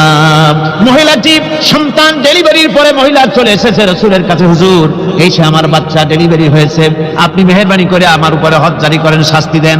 আল্লাহ নবী বলেন, মহিলা তুমি অপরাধ করেছো, কিন্তু তোমার সন্তানের হক আছে, তোমার বুকের দুধ 2.5 বছর পর্যন্ত সে পান করবে, আমি তার হক নষ্ট করতে পারি না। মহিলা আবার চলে গেল কাঁদতে কাঁদতে, যদি এর মধ্যে মরে যায়, 2.5 বছর যেতে পারে নাই, তার আগেই মহিলা ওই বাচ্চাটাকে কোলে নিয়ে হাতে একটা রুটি দিয়া হুজুরের কাছে আসছে। কত পেরেশানি দেখেন। মহিলা এসে বলেন, ইয়া রাসূলুল্লাহ আমার এই বাচ্চা এখন দুধ ছেড়ে দিয়েছে, সে রুটি খাইতে পারে। হুজুর আর দেরি করবেন না, এই শাস্তি না নিয়ে যদি মরে যাই জাহান্নামের কঠিন আযাব আমি ভোগ করতে পারবো না। আল্লাহর নবী ওই মহিলাকে অর্ডার দিয়ে দিলেন, একে বুক পর্যন্ত মাটির মধ্যে গেড়ে দিয়া চতুর্দিক থেকে পাথর নিক্ষেপ করো। মহিলাকে নিয়ে পাতাকে বুক পর্যন্ত মাটির ভিতরে গেড়ে দিয়া চতুর্দিক থেকে যখন পাথর নিক্ষেপ করা হচ্ছিল, রক্ত ছিটে এসে একজন সাহাবীর গায়ে পড়ায় সাহাবী মহিলাকে ভৎসনা করলেন। আল্লাহর নবী বললেন শুনতে পেরে, নবীজি বললেন ও সাহাবী ভৎসনা করো না, বরং এই মহিলার তওবা আল্লাহ রাব্বুল আলামিন এমন ভাবে কবুল করেছেন, যদি সে তওবা দুনিয়া সব মানুষকে ভাগ করে দেওয়া যায় তাহলে সমানভাবে ভাগ করে দেওয়া যাবে। 60,000 সৈন্য তাদের অশ্ব নিয়ে, তাদের উষ্ট্র নিয়ে, তাদের মালপত্র নিয়ে, জাহাজের সামান নিয়ে শ্রাবণের খরস্রোতা নদী উত্তাল তরঙ্গমালায় ভরা নদীর উপর থেকে এই সাহাবীরা পাড়ি দিয়ে ওপার চলে গেলেন। ওপার যাওয়ার পরে হযরতে সাদ বলছেন, তোমাদের কেউ কি হারায় গেছে নাকি? সবাই এদিক ওদিক তাকায় খোঁজ করে বলল, মানুষ তো দূরের কথা, একটা উট আর ঘোড়াও একটাও হারায় যায় নাই। একজন বলল, আমার একটা পেয়ালা, যে পেয়ালা আমি পানি পান করতাম, সেই পেয়ালাটা তুফানের ছিটকে কোথায় চলে গেছে, ওইটা হারায় গেছে। হযরতে সাদ বলেন, মুজাহিদের কোনো জিনিস ধরিয়া নিতে পারে না, অবশ্যই তা ফেরত আসবে। এই কথা তিনি বলতেছিলেন, হঠাৎ করে দরিয়ার কিনারে একটা আওয়াজ হলো, দেখা গেল তুফানের ভিতরে সেই হারানো বাটিটা তাদের মধ্যে ফিরে এসেছে। আল্লাহু আকবার! মুজাহিদদেরকে সাহায্য করেন স্বয়ং আল্লাহ রাব্বুল আলামিন। আফ্রিকার জঙ্গলের কাছে ভিন্ন ইতিহাস, জঙ্গলের কাছেই মুসলমানদেরকে থাকতে দেওয়া হয়েছে। মনে করা হয়েছিল জঙ্গলের সমস্ত হিংস্র প্রাণীরা এই মুসলমানদের শেষ করে দেবে, যুদ্ধ করা লাগবে না। হযরতে সাদ সে অবস্থা বুঝতে পারলেন, তিনি একটা মঞ্চ তৈরি করলেন। সেই মঞ্চের উপরে দাঁড়ায় জঙ্গলের প্রাণীদের দিকে লক্ষ্য করে তিনি নোটিশ জারি করে দিলেন, বললেন, ইয়া আইয়াতুহাল হাশারাত ওয়াস সিবাউ নাহনু আসহাবু রাসূলুল্লাহ সাল্লাল্লাহু আলাইহি ওয়াসাল্লাম। হে জঙ্গলের হিংস্র প্রাণীরা, আমরা আল্লাহ রাসূলের সাহাবী, ফাইন্না নাজিলুনা ফামান ওয়াজাদনা বাদাহু কাতালনাহু। আমরা রাসূলের সাহাবী, এইখানে আল্লাহর দ্বীনকে কায়েম করার জন্য আমরা এসেছি, আল্লাহর কলেমার আওয়াজ নিয়ে আমরা এখানে রাত কাটাবো। সুতরাং এই জঙ্গলের ভিতরে হিংস্র প্রাণী যত আছে সব আমাদের এই জায়গা ছেড়ে অন্যত্র চলে যাও। আফ্রিকার জঙ্গলি মানুষরা চিন্তা করলো, মানুষের কথা কি জঙ্গলি প্রাণীদের শোনে না, কে পাগলে কয় কি? তারা তাকায় তাকায় দেখলো, হযরতে সাদের এই ঘোষণার পরে বাঘের কাতারে বাঘ, সিংহের কাতারে সিংহ, সাপের কাতারে সাপ, যার যার ডিম আর বাচ্চা গুড়ি মুখে কামড়ায়া সাহাবীদের এলাকা ছেড়ে দিয়ে তারা অন্যত্র চলে গেল। আমার মুসলমান ভাইরা, এই ছিল মুসলমানদের ইতিহাস। দ্বীন প্রতিষ্ঠা করার কাজে মুসলমান এগোলে আল্লাহই মদত করেন। কে মদত করেন? একবার একজন দরবেশ সাহেব রাস্তা দিয়ে যাচ্ছেন, প্রতিমধ্যে তিনি দেখতে পেলেন নদী থেকে এক কলসি পানি নিয়ে এক যুবতী সুন্দরী মেয়ে রাস্তা বেয়ে যেতেছে। দরবেশ সাহেব দাঁড়ায় গেলেন আর ওই যুবতীর দিকে এক নজরে তাকায় আছেন, চোখে পলক দেয় না। এরপরে যুবতী থমকে দাঁড়ায় গেল। আধা বুড়া মানুষ, দাড়ি অর্ধেক পাইকে গেছে, দেখতে দেখায় খুব বুজুর্গ মানুষ, কিন্তু রাস্তায় আমার একা পায়া এমনি করে তাকিয়ে আছে আর চোখ দিয়েও তো পানি পড়ে। ব্যাপারটা কি? দরবেশ কাঁদে কেন? প্রতিমধ্যে আমাকে একা পেয়ে দরবেশ কাঁদে কেন, তাকিয়ে আছে কেন? মহিলার চিন্তা জাগলো। শেখ সাদী রহমাতুল্লাহ আলাইহি ঘটনা লিখেছেন, বাংলা এক কবিতার অনুবাদ করেছেন। একদা সুখদায়ক প্রমোদাবদন দর্শন করি মম ঝরিল নয়ন, হেসে কহে সেরূপসী সবিস্ময় মন, কহ দেখি মহাশয় কহ কি কারণ, বিষয়ে বিরাগী তুমি ভুবনে প্রচার, কি হেতু জন্মিল তব মানস বিকার। যুবতী মেয়েটি বলছে, ওগো দরবেশ সাহেব, হুজুর সাহেব, আমি একটা যুবতী মেয়ে লোক, রাস্তায় আমাকে একা পেয়ে আপনি আমার দিকে তাকায় আছেন আর কাঁদতেছেন। এই বৃদ্ধ বয়সে ভীমরতি হলে কেন? আমাকে দেখে কাঁদেন কেন আর এক নজরে কেন তাকায়ছেন? কারণটা কি? কি কুমতলব আছে? দরবেশ সাহেব বলছেন, হেসে কহিলাম বালে করহ শ্রবণ, নেত্র ঝরে তবু হেতু ভেব না এমন। হে রূপসী মেয়ে, তোমার জন্য আমি কান্দি, একথা একবারও চিন্তা করো না। যে শিল্পী রচিল ওই সুধাংশু বদন, তাহার তরে ছড়ে নেত্র নয়নে জীবন। তোমার প্রেম পাওয়ার জন্য তোমাকে দেখে লোবাতুর এবং কামুক হয়ে তোমার দিকে তাকায় কান্দি, একবারও ভেব না। আল্লাহর কসম, আমি কাঁদতেছি তোমার এত সুন্দর স্বাস্থ্য আর চেহারা যে আল্লাহ রাব্বুল আলামিন বানায় দিলেন, না জানি সেই আল্লাহ কত সুন্দর। হযরত নূহ আলাইহিস সালামের জামানায় 40 দিনের বন্যা, এই বন্যার পরে জাহাজ যখন নেমে গেল, তখন তিনি মনে মনে ভাবলেন, আমি তো জোড়ায় জোড়ায় করে সমস্ত প্রাণীগুলি আর মানুষগুলি, কিছু কিছু মানুষ যারা ঈমান এনেছিল তাদের জাহাজে উঠাইছে, কিন্তু একটি বুড়ি আমার উপরে ঈমান এনেছিল আর আমি তার ওয়াদা করেছিলাম সাথে করে নিয়ে যাব, আমি তো তার কথা ভুলে গিয়েছি। অনুশোচনা এলো। জাহাজ থেকে নেমে চতুর্দিকে লক্ষ্য করলেন, মানুষ নাই, জনপদ নাই, সব শেষ হয়ে গেছে। পাহাড় পর্বত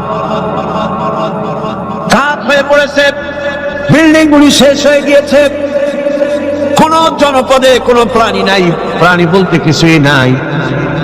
হঠাৎ দূরে দেখতেন একটা কুড়িয়ে ঘরের মতো দেখা যায়। ভাবলেন, এত বড় বন্যার ভিতরে কুড়িয়ে ঘর কেমনে থাকলো? আস্তে করে হেঁটে গেলেন কুড়িয়ে ঘরের কাছে। ভেতরে মানুষ আছে বলে মনে হলো। বাইরের থেকে প্রশ্ন করলেন, ভিতরে কে?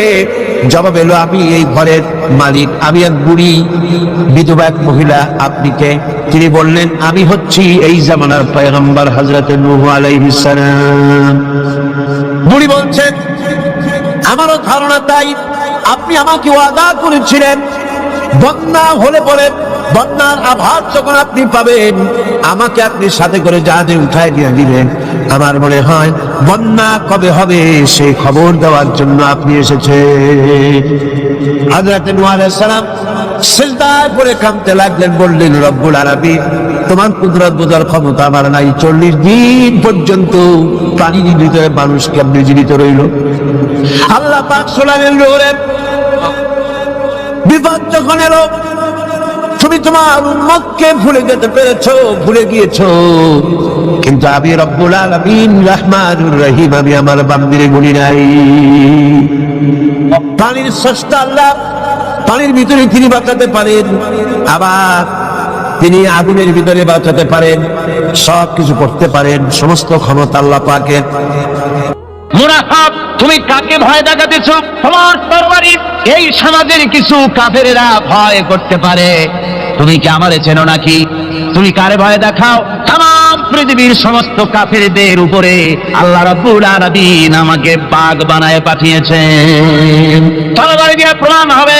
মুনাফিক বলে, তুমি আঘাত করো, কয় না, আক্রান্ত হলে পরে তারপরে জবাব দেব। এরপরে মুনাফিক আঘাত হানতে লাগলো। হযরত আলী সমস্ত রণকৌশল দিয়ে আঘাতগুলি তিনি ফিরিয়ে দিতে লাগলেন। এরপরে হযরত আলী বলছেন, মুনাফিক এবার তৈরি হও আমার আঘাত সহ্য করার জন্য। হযরত আলী জুলফিকার তুলে আঘাত করলেন। এক আঘাতেই দেখা গেল মুনাফিকের মাথা থেকে শুরু করে শরীর টুকরা হয়ে গিয়া হযরত আলীর তরবারির মুঠা পর্যন্ত মাটির ভিতরে গেড়ে গিয়েছে। দুর্গ দখল হয়ে গেল। পরের দিন আল্লাহর নবী বলেন, আলী, শুনতে পেলাম তোমার ঢাল ভেঙে গিয়েছিল, তারপরে তুমি যুদ্ধ করলে কি দিয়ে? হযরত আলী বলেন, হুজুর, আবুস দুর্গের ওই কবাটটা, লোহার কবাটটা বাম হাতে নিয়া আর ডান হাতে তরবারি নিয়ে লড়াই করেছি। হুজুর বলেন, কি করে? মানুষ কেমনে এত বড় দুর্গের লোহার কবাট হাতে নিয়ে যুদ্ধ করে? একটু দেখাও তো দেখি। হযরত আলী গতকালকের মতো বাম হাত দিয়া ধরেছেন, নাড়াতে পারেন না। এবার ডান হাত দিয়া ধরেছেন, নাড়াতে পারেন না। ডান আর বাম দুই হাত দিয়া সমস্ত শক্তি দিয়ে এমন করে টান বেড়েছেন, প্রতিটি লোমকূপের গোড়া থেকে ঘাম বেরিয়ে এসেছে, এক চুলো নড়াতে পারেন নাই।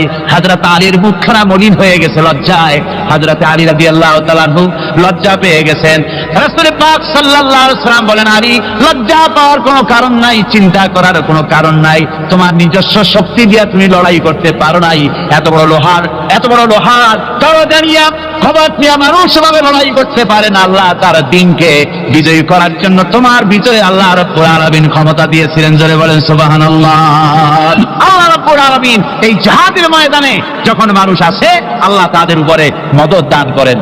আমার বন্ধুগণ, আল্লাহর দিনকে জমিনের উপরে প্রতিষ্ঠিত করার জন্য যদি আমরা আজও যদি ঐক্যবদ্ধ হই দিন কায়েমের জন্য, তাহলে আল্লাহ রাব্বুল আলামিন আমাদেরকে মদদ করবেন। আল্লাহ পাক কোরআনে কারীমের মধ্যে বলেছেন, ওয়া কানা হাক্কান আলাইনা নাসরুল মুমিনিন, মুমিনদেরকে সাহায্য করা আমি আল্লাহর জন্য ওয়াজিব হয়ে যায়। জোরে বলেন সুবহানাল্লাহ। মুমিনদের জন্য সাহায্য করা আল্লাহর জন্য কি হয়ে যায়? ওয়াজিব হয়ে যায়। ভাইরা, একটু বৃষ্টি সহ্য করেন না? খুব বেশি বৃষ্টি? আচ্ছা, এটা রহমত। এটা কি? রহমত। আমার ভাইরা, জিহাদের ভিতরে তাবাইকে আল্লাহর জান্নাতে যাওয়ার জন্য তারা জিহাদ করেছেন। তারা দেশ দখলের জন্য জিহাদ করেন নাই, দিন প্রতিষ্ঠার জন্য লড়াই করা ফরজ। দিন প্রতিষ্ঠার জন্য লড়াই করা কি? জনগণ কি? আর এই ফরজ দায়িত্ব পালন করতে গিয়ে যদি কেউ মারা যায় তাহলে কোথায় যাবে? কোথায় যাবে? ওই শাহাদাতের মত হচ্ছে একটা সেতু, একটা সেতু বা একটা ব্রিজ, একটা সাঁকো, এপারে দুনিয়া, ওপারে আল্লাহর জান্নাতুল ফেরদাউস। জোরে বলেন সুবহানাল্লাহ। এই জন্য হযরত ওমর ফারুক রাদিয়াল্লাহু তাআলা সব সময় দোয়া করতেন, আল্লাহুম্মা রযুকনি শাহাদাতান ফি সাবিলিক ওয়াজআল মাউতি ফি বালাদি রাসূলিক। আল্লাহ রাব্বুল আলামিন, আমাকে রাসূলের শহরে পৌঁছাও আর আমাকে তোমার দ্বীনের রাস্তায় শাহাদাত মঞ্জুর করো। জোরে বলেন আমিন। এটা আমাদের দোয়া, আমারও দোয়া, আমার সারা জীবনের স্বপ্ন, সারা জীবনের স্বাদ আল্লাহ যেন শাহাদাতের মওত নসিব করে দেন। জোরে বলেন আমিন। এর থেকে উন্নত মানের মওত আর নাই। ওই প্যারালাইসিস হয়ে বিছানায় পড়ে তড়পায় তড়পায় মরার কোনো দাম নাই। দুনিয়ার বুকে বিড়ালের জিন্দেগি বছর করার 500 বছর বেঁচে থাকার দাম নাই, সিংহের মতো 1 সেকেন্ড বেঁচে থাকার দাম আছে, ঠিক কিনা? আর মওত, প্লীহা, যকৃত, typhoid, paralysis, diabetes, heart attack, kidney পচে যাওয়া, হাবিজাবি মওতের চাইতে আল্লাহর রাস্তায় জিহাদ করে শাহাদাতের মওত সর্বশ্রেষ্ঠ মওত। জোরে বলেন সুবহানাল্লাহ। আমার ভাইরা, রাসূল পাক সাল্লাল্লাহু আলাইহি ওয়াসাল্লাম তিনি মদিনা মুনাওয়ারায় এসে প্রথম যে জিহাদের সম্মুখীন হলেন, ওইটার নাম কি? কোন জিহাদ? বদর। কোন জিহাদ? বদরের জিহাদ। সেই বদরের মাঠে জিহাদের জন্য রাসূল সাহাবীদেরকে তৈরি করতেছেন। তো আপনারা চিন্তা করেন বিষয়টা, জিহাদ করতে হবে, এই বদরে সাহাবীরা জিহাদ করবে কাদের বিরুদ্ধে? নিজের বাপের বিরুদ্ধে। রাসূল পাক খুব চিন্তিত হলেন যে সাহাবীদেরকে কিভাবে উদ্বুদ্ধ করা যায়। হুজুর জিহাদের কথাই বলতেছেন যে এখন বদরে আমাদের টিকে থাকার প্রশ্ন, এইটা মুসলমানদের টিকে থাকার প্রশ্ন, বদরের যুদ্ধ, বদরের এই জিহাদটা। হুজুর যখন এগুলি বলতেছেন, হযরত মিকদাদ রাদিয়াল্লাহু তাআলা আনহু, রাসূলের একজন জলিলুল কদর সাহাবী, তিনি দাঁড়িয়ে বলছেন, আল্লাহর রাসূল, কেন আপনি চিন্তা করছেন? ইমজি বিনা ইয়া রাসূলুল্লাহ হাইসুমা তাশা। হে আল্লাহর রাসূল, আপনি আমাদেরকে নিয়ে চলুন যেদিকে আপনার খুশি। হাইসুমা আমারাকাল্লাহ, যেদিকে আল্লাহ আপনাকে নির্দেশ করেন সেদিকে আমাদের নিয়ে আপনি সেদিকেই চলুন। ইন্না লা নাকুলু লাকা কামা ক্বালা বনু ইসরাঈল লিমূসা আলাইহিস সালাম, ইযহাব আনতা ওয়া রাব্বুকা ফাকাতিলা ইন্না হাহুনা কায়িদুন। বুখারী শরীফের হাদিস। হযরত মিকদাদ রাদিয়াল্লাহু তাআলা আনহু বলছেন, হে আল্লাহর রাসূল, আপনি আমাদের নিয়ে চলুন, আল্লাহ যেদিকে আপনাকে আমাদের নিয়ে যেতে বলেন সেই দিকে নিয়ে যান। আমরা মুসা আলাইহিস সালামের উম্মতের মতো বলবো না যে হে মুসা, আপনি আর আপনার আল্লাহ দুজন গিয়ে যুদ্ধ করেন, আমরা এখানে বসে থাকি, এমন কথা আমরা বলবো না। বাল ইযহাব আনতা ওয়া রাব্বুকা ফাকাতিলা ইন্না মাআকুমা মুকাতিলুন। ও নবী, বরং আমরা বলবো আপনি চলুন আমাদের নিয়ে, আপনি এবং আপনার আল্লাহ চলুন জিহাদের ময়দানে, আমরা আপনার সঙ্গে জিহাদ করব, লড়াই করব সেই পর্যন্ত। মাদামাত মিন্না মাদামাত আইনুম মিন্না তাতাররাফ, যতক্ষণ পর্যন্ত আমাদের একটা চক্ষুর পলক পড়ে, যতক্ষণ পর্যন্ত একটা চোখের পাতা নড়ে, ততক্ষণ পর্যন্ত আমরা কাফেরদের বিরুদ্ধে লড়ব। সুবহানাল্লাহ বিহামদিহি। যতক্ষণ চোখের পাতা নড়ে ততক্ষণ পর্যন্ত লড়ব, নিয়ে চলুন আমাদেরকে। হুজুর খুব খুশি হলেন। আরে রাসূল পাক সাল্লাল্লাহু আলাইহি ওয়াসাল্লাম দারুণ ভাবে খুশি হয়ে গেলেন। হুজুর বললেন, ও সাহাবীরা, তোমাদের মানসিক অবস্থা যখন এই, কুমু বিনা ইলা জান্নাতিন, চলো আমার সাথে বেহেশতের দিকে। সুবহানাল্লাহ, সবাই বলেন সুবহানাল্লাহ।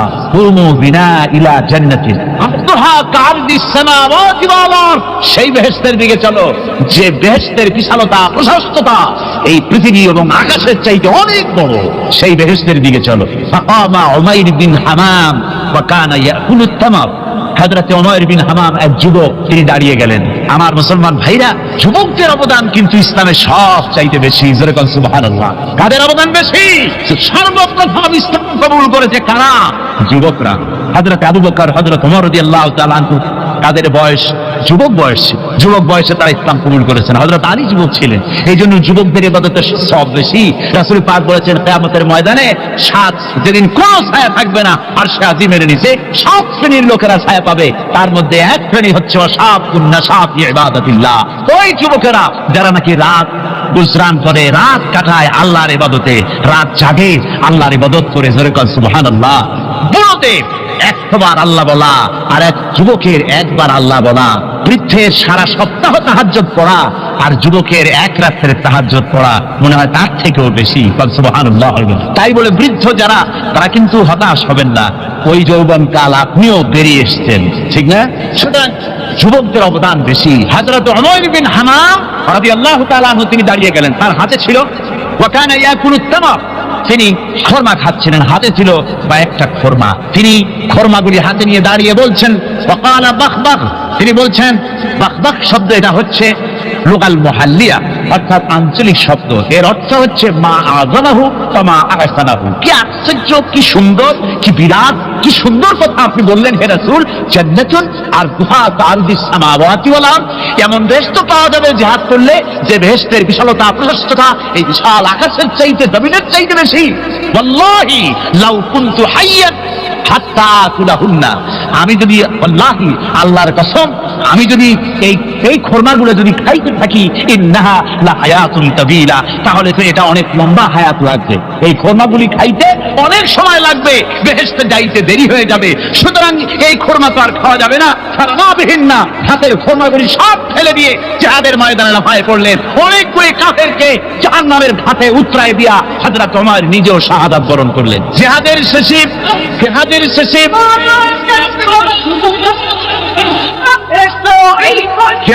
শেষে শহাদায়ে বদরের সমস্ত শহীদদের লাশ এক জায়গায় এনে সাহাবীরা বললেন, হে আল্লাহর রাসূল, আপনি যখন জান্নাতের বর্ণনা দিতেছিলেন তখন যে যুবকটা খরমা খেতেছিল আর জান্নাতের আশায় হাতের খরমা ফেলে দিয়েছিল, যে এই খরমাগুলি খাইতে গেলে তো সময় লাগবে অনেক, বেহেশতে যেতে দেরি হয়ে যাবে, এই কথা মনে করে হাতের খরমা ফিকে ফেলে জিহাদের ময়দানে এসে শাহাদাত বরণ, যে যুবকটি জিহাদ করেছিল তার লাশে সেও শাহাদাত বরণ করেছে। রাসূলের পাক হযরত ওমরের চেহারার দিকে লক্ষ্য করে তার দিকে অঙ্গুলি সংকেত করে হুজুর বলছেন, ইন্নাকা মিন আহলিহা, ওমর, যে বেহেশতের জন্য তুমি খরমা খাওয়ার ধৈর্য ধরতে পারো নাই, আমি নবী সাক্ষী দিচ্ছি তুমি সেই জান্নাতের অধিবাসী।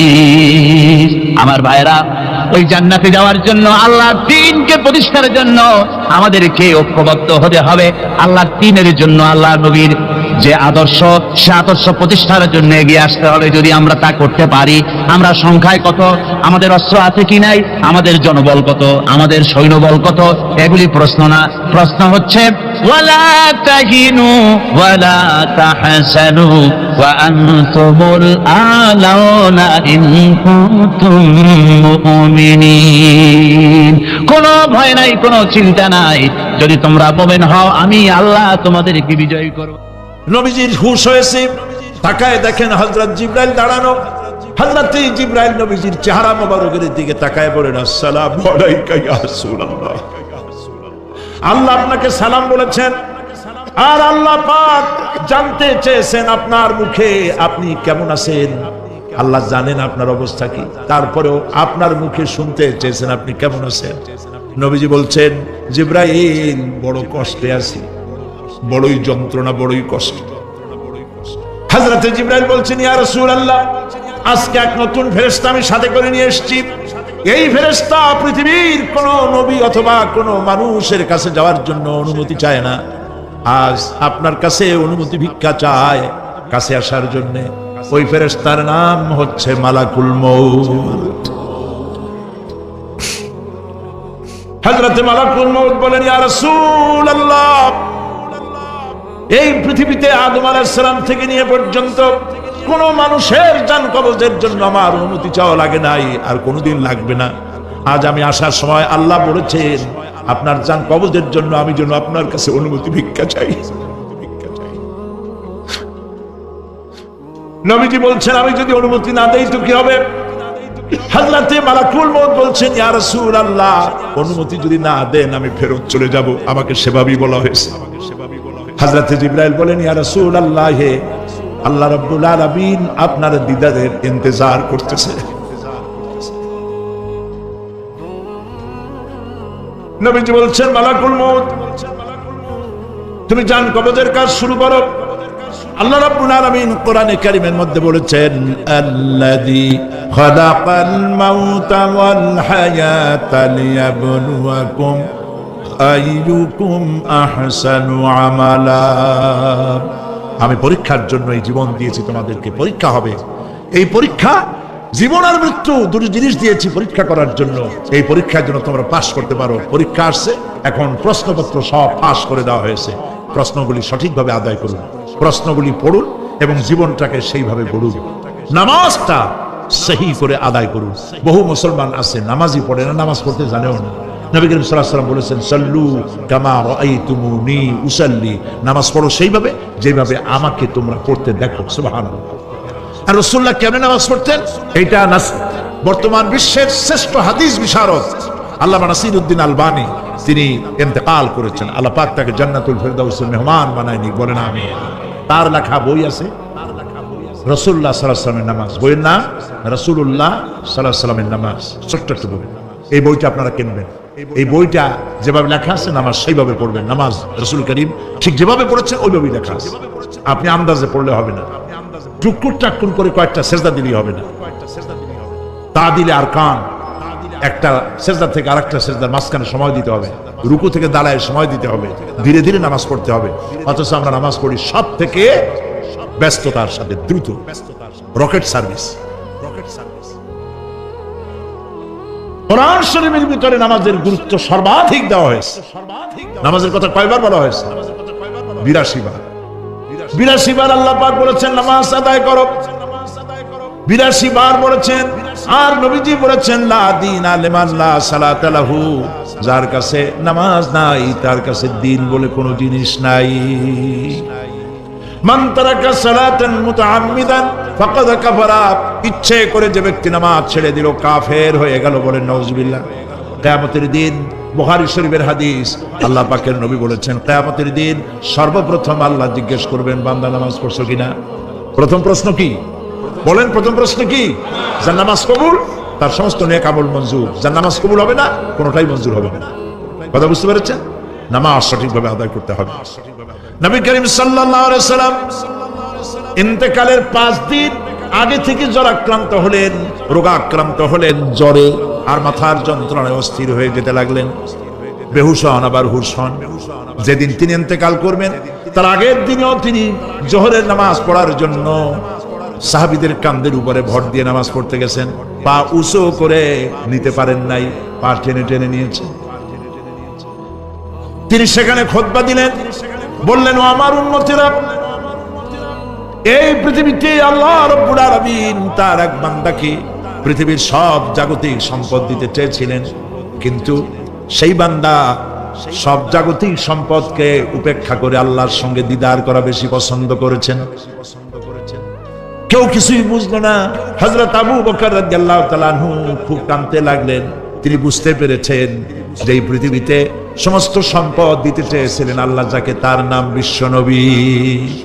তিনি সবগুলি উপেক্ষা করে আল্লাহর সঙ্গে দিদার করা বেশি পছন্দ করেছেন। আমরা অতি তাড়াতাড়ি নবীজি থেকে নবীর এতিম হয়ে যাব। পরের দিন ইশার নামাজের ওয়াক্ত হলো, আযান হয়ে গেল। মসজিদে মুসল্লিরা ভরে গেছে, সাহাবায়ে কেরাম সব এসে গেছেন। হুজুরের জন্য বহুক্ষণ অপেক্ষা করার পর হযরতে আবু বকর রাদিয়াল্লাহু তাআলা আনহু তিনি ইমামতির জায়গায় দাঁড়িয়ে গেছেন। নবীজি বেহুশ অবস্থায় ছিলেন ঘরের মধ্যে। হুশ আসার পর তিনি হযরত আয়েশাকে বললেন, আয়েশা, মসজিদে নববীতে এখন কি হতেছে? তিনি বললেন, নামাজ হচ্ছে। লোকেরা আপনার অপেক্ষা করেছে, কিন্তু আপনাকে না পাইয়া দীর্ঘক্ষণ অপেক্ষা করার পর আপনাকে না পেয়ে আমার বাবার ইমামতিতে তারা নামাজ পড়তেছে, কিন্তু মুসল্লিদের মধ্যে কান্নার রোল পড়ে গিয়েছে। তাদের ধারণা হয়েছে নবীজির জায়নামাজে যখন হযরত আবু বকর দাঁড়ায় গেছে, নবীজির পিছনে নামাজ পড়া আর আমাদের কিসমতে হবে না। নবীজি বলছেন, আয়েশা রে, মসজিদে নববীর দিকের দরজাটা খুলে দাও, আমি নামাজের দৃশ্য দেখতে চাই। দরজা খুলে দেওয়া হলো। নবীজি কোন রকম মাথা উঁচু করে মসজিদে নববীতে নামাজের দৃশ্য নিজে অবলোকন করে আবার শুয়ে পড়লেন। হযরত আয়েশা লক্ষ্য করে দেখেন নবীজির চোখের পানি দিয়ে কোনা দিয়া পানি বেয়ে বেয়ে পড়ছে। হযরত আয়েশা প্রশ্ন করলেন, ইয়া রাসূলুল্লাহ, নামাজের দৃশ্য দেখি কাঁদছেন কেন? হুজুর বলেন, আয়েশা রে, এটা কোনো দুঃখের পানি নয়, আমি কাঁদতেছি এই জন্যে, এই নামাজের জামাত কায়েমের জন্য তাইফের ময়দানে অনেক রক্ত ঝরেছে, আবার ওহদের ময়দানে দান দান শহীদ হয়েছে, সাহাবায়ে কেরাম জীবন দিয়েছে। আজ আমি দেখতে পেলাম আমার উম্মতেরা জামাতে নামাজ পড়ছে। আমার ধারণা হলো ভবিষ্যতে কিয়ামত পর্যন্ত আমার উম্মতেরা এইভাবে জামাত বন্দী হয়ে নামাজ আদায় করবে। নবীজি আবার বেহুশ হয়ে পড়লেন। মসজিদে নববী থেকে আজ আর কেউ বাড়ি যায় না, সবাই কান্দে। আজ রাত বোধহয় নবীজি কাটাবেন না। মেয়েরা কাঁদতেছে, সাহাবায়ে কেরাম কাঁদতেছেন, আজওয়াজে মুতাহারাত তারা কাঁদতেছে। নবীজির আবার হুঁশ হলো, তাকায় দেখেন ঘরের মধ্যে কান্নাকাটি, মসজিদে নববীতে কান্নাকাটি। সব থেকে বেশি কাঁদতেছেন মা ফাতেমা। নবীজি হযরত ফাতেমার কান্না দেখে ইশারা করলেন, কাছে আয়। হযরত ফাতেমা রাসূলের কাছে গেলেন। নবীজি কানে কানে কি যেন বললেন, কান্নাটা বন্ধ হয়ে গেল। হযরত আয়েশা জিজ্ঞেস করলেন, মা তোমার আব্বা তোমার কানে কি বললো আর কান্না বন্ধ হয়ে গেল? হযরত ফাতেমা বলে, আম্মাজি আমার আব্বা আমাকে বললেন, মা ফাতিমা তোমার কান্না আমার বরদাস্ত হয় না, কেঁদো না, আমি মৃত্যুর পরে সকলের আগে তোমার সাথে আমার দেখা হয়ে যাবে। হযরত ফাতেমা বলছেন, আম্মাজি আমি বুঝতে পেরেছি আমার আব্বার এই কথার অর্থ কি। নবীজির ইন্তেকালের পরে আত্মীয় স্বজনের মধ্যে সবার আগে আমার মৃত্যু হবে আর আমার পিতার সাথে আমি মিলিত হতে পারবো। রাত যখন শেষ হয়ে এলো, নবীজির হুঁশ হয়েছে, তাকায় দেখেন হযরত জিবরাইল দাঁড়ানো। হযরত জিবরাইল নবীজির চেহারা মোবারকের দিকে তাকায় বলেন, আসসালামু আলাইকা ইয়া রাসূলুল্লাহ। আল্লাহ আপনাকে সালাম বলেছেন, আর আল্লাহ পাক জানতে চেয়েছেন আপনার মুখে আপনি কেমন আছেন। আল্লাহ জানেন আপনার অবস্থা কি, তারপরেও আপনার মুখে শুনতে চেয়েছেন আপনি কেমন আছেন।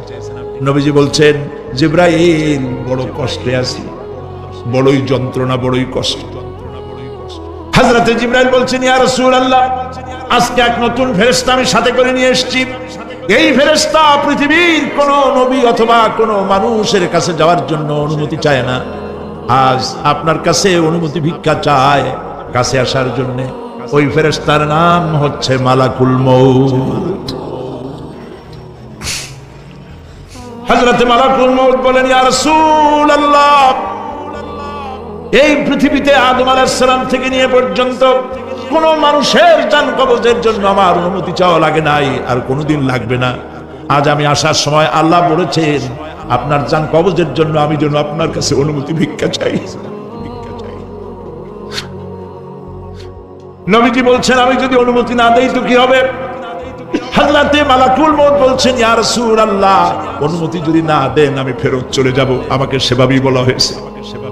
হযরত জিবরাইল বলেন, ইয়া রাসূলুল্লাহ আল্লাহ রাব্বুল আলামিন আপনার দিদারের ইন্তজার করতেছে। নবীজি বলছেন, মালাকুল মউত তুমি জান কবজের কাজ শুরু করো। মালাকুল মউত যখন কাছে এসেছে, রাসূল জিজ্ঞেস করলেন, আয়েশা ঘরে যে কয়েক টুকরা স্বর্ণ ছিল সেগুলোর কি অবস্থা? ছোট ছোট 6 টুকরা স্বর্ণ ছিল। হযরত আয়েশা বলছেন, হুজুর আমি এগুলো রেখে দিছি। হুজুর বলছেন, না রাখতে পারবে না, আমার ইন্তেকালের আগে খয়রাত করে দাও। মুহাম্মদ সাল্লাল্লাহু আলাইহি ওয়াসাল্লাম আল্লাহর কাছে অবস্থায় উঠবে না যে তার ঘরের ভিতরে সোনা ছিল, দিয়ে দাও, খয়রাত করে দিয়ে দাও। হযরত মালাকুল মউত রাসূলের জান কবজ শুরু করে দিলেন। রাসূলুল্লাহ জীবনের শেষ কথা বললেন, আসসালাত আসসালাত ওয়া মা মালাকাত আইমানুকুম। আমার উম্মতেরা বিদায় লগ্নে বলে গেলাম, নামাজ নামাজ নামাজ ছেড়ে দিও না।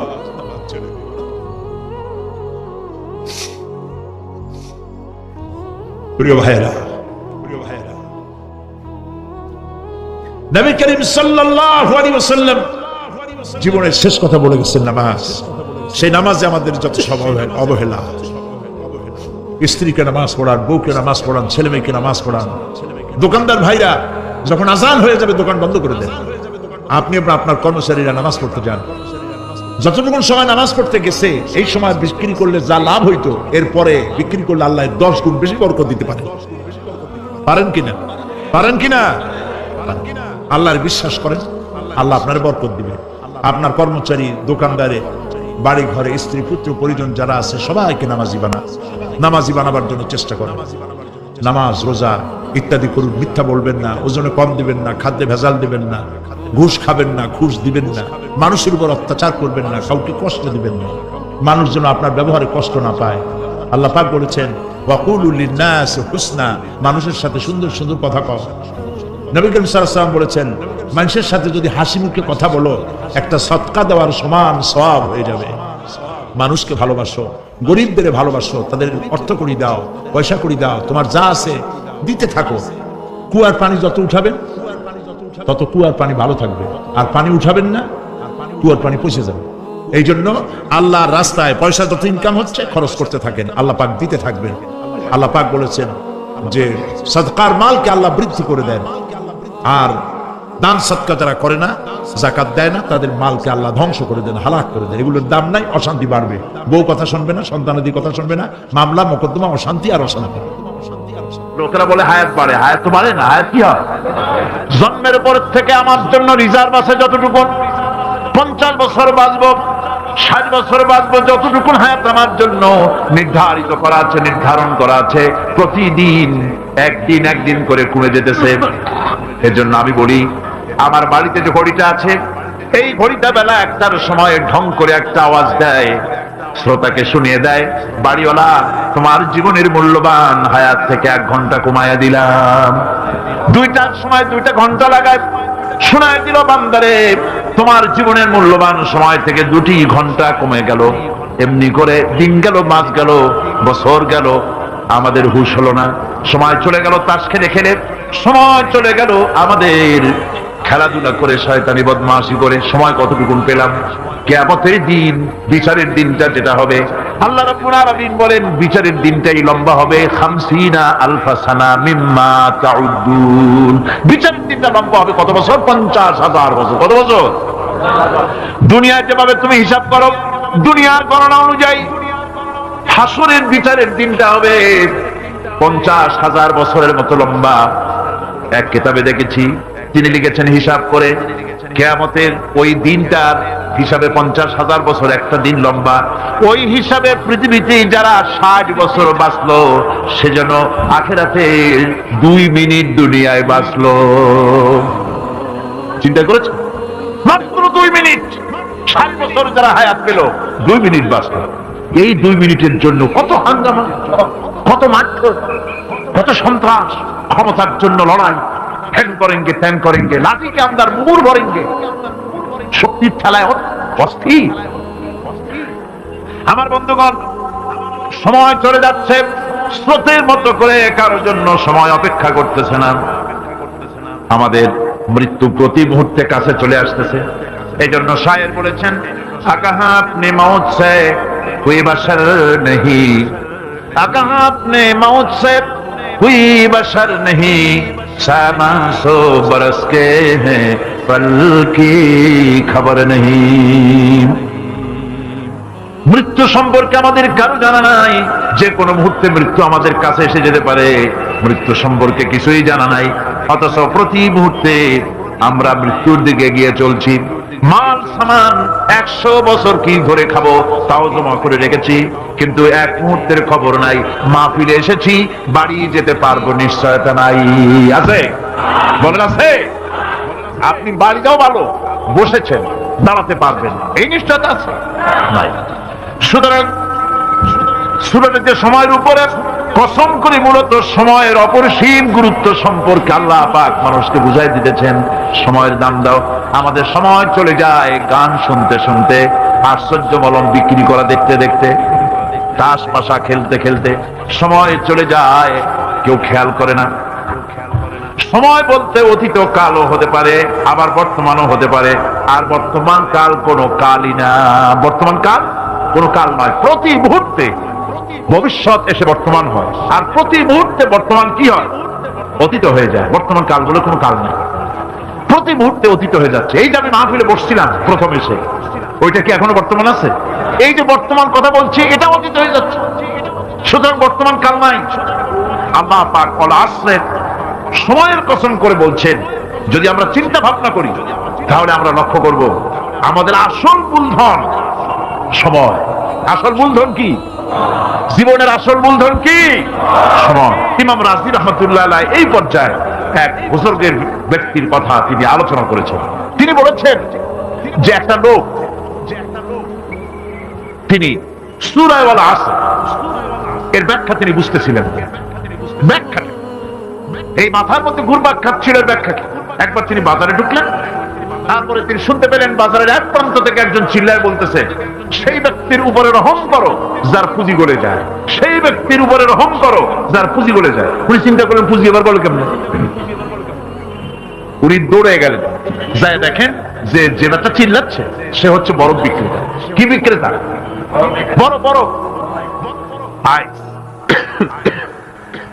এখন এই বরফ বিক্রেতা সে চিল্লায় বলতেছে, সেই ব্যক্তির পরে রহম করো যার পুঁজি কি গলে যায়। সূর্যের তাপ বাড়তেছে আর বরফ গলে যাচ্ছে। সে বুঝাতে চাচ্ছে যে আমার এই বরফটা জমাট থাকা অবস্থায় তোমরা কেউ কেনো, যেহেতু আমার পুঁজিটার মধ্যে আমি ইনভেস্ট করেছি। এটা যদি পানি হয়ে যায় তো পানি তো কেউ কিনবে না, এটা তো যেখানে সেখানে পাওয়া যায়। বরফ পাওয়া যায় না বলি তো আমি বরফ কিনে আনছি। তোমরা আমার প্রতি দয়া করো, তাড়াতাড়ি করে বরফটা কিনে নিয়ে যাও। ইমাম রাজি রহমতুল্লাহ আলাইহি বলেন, বুজুর্গ ব্যক্তি চিৎকার মেরে বললেন, আল্লাহু আকবার। আমি কিন্তু এই বরফ বিক্রেতার ঘোষণার মধ্য দিয়ে সূরা ওয়াল আসরের তাফসীর আমি বুঝে ফেলেছি। তার মানে হলো বরফ বিক্রেতা যেভাবে বলতেছে সেই ব্যক্তির উপরে রহম করো যার পুঁজি গলে যায়, আমারও তো একটা পুঁজি আছে, ওই পুঁজির নাম হায়াত। প্রতি মুহূর্তে আমার পুঁজি তো গলে যেতেছে, আমার পুঁজি তো গলে যায়, প্রতি মুহূর্তে কমে যেতেছে। আহারে এই পুঁজি যে গলে গেল ধরে রাখতে পারলাম না, এই জন্য কিছুই তো করতে পারি নাই। সূরা ওয়াল আসরের ভিতরে মানুষের আয়ুষ্কাল দেওয়া হয়েছে, বরফ গলে যাওয়ার মতো দ্রুত সে আয়ু কমে যাচ্ছে। একে যদি নষ্ট করে ফেলা হয়, ভুল কাজে ব্যয় করা হয়, সেটাই হচ্ছে মানুষের মূল ক্ষতি। মানুষের মূল ক্ষতি। ব্যবসায় ক্ষতিগ্রস্ত হয়েছে, না মূল ক্ষতি নয়। স্বাস্থ্য হারাইছে, মূল ক্ষতি নয়। রাজনীতিতে ব্যর্থ হয়েছে, মূল ক্ষতি নয়। জীবনে মন্ত্রিত্ব হারাইছে, মূল ক্ষতি নয়। মূল ক্ষতি প্রতি মুহূর্তে সময় নষ্ট হচ্ছে, এটাই মূল ক্ষতি। ভাইরা, কিয়ামতের দিন জান্নাতীদের কোনো দুঃখ থাকবে না, সকলের দুঃখ থাকবে। জান্নাতীদের কোনো দুঃখ থাকবে না? থাকবে, থাকবে, থাকবে। জান্নাতীদের মনের মধ্যে একটা দুঃখই থাকবে। ভালো করে শুনুন, জান্নাতীদের মনের মধ্যে একটা দুঃখই হবে। তারা মনে মনে চিন্তা করবেন, আফসোস করবেন, আহারে যদি দুনিয়ায় বসে অমুক সময় বাসে বসেছিলাম, আজে বাজে চিন্তা করেছি, বাড়ির ড্রয়িং রুমে একা একা বসে বসে আজে বাজে চিন্তা করেছি, অমুক অমুক সময় খেলাধুলায় কাটাইছি। এই সময়গুলিতে যদি সুবহানাল্লাহ, আলহামদুলিল্লাহ, লা ইলাহা ইল্লাল্লাহ, আল্লাহু আকবার এই তাসবিহ যদি পড়তাম, জিকির আজকার করতাম, জান্নাতের ভিতরে আরো নিয়ামত লাভ করতে পারতাম। সময়টা তো কাজে লাগাইলাম না। মানুষের সত্য, মুমিনের সব কাজে সওয়াব। ওয়াকুলু লিন-নাসি হুসনা, মানুষের সঙ্গে ভালো ভালো কথা কও, মানুষের সঙ্গে হাসি মুখে কথা কও। একজনের সাথে হাসি মুখে কথা বললেন, আপনার একটা সদকা দেওয়ার মতো সমান সওয়াব আমলনামায় লেখা হয়ে গেল। ভালো ভালো কাম করো। বন্ধুগণ, সময় দ্রুত গতিতে চলে যাচ্ছে, মানুষের জীবন ক্ষতিগ্রস্ত হচ্ছে।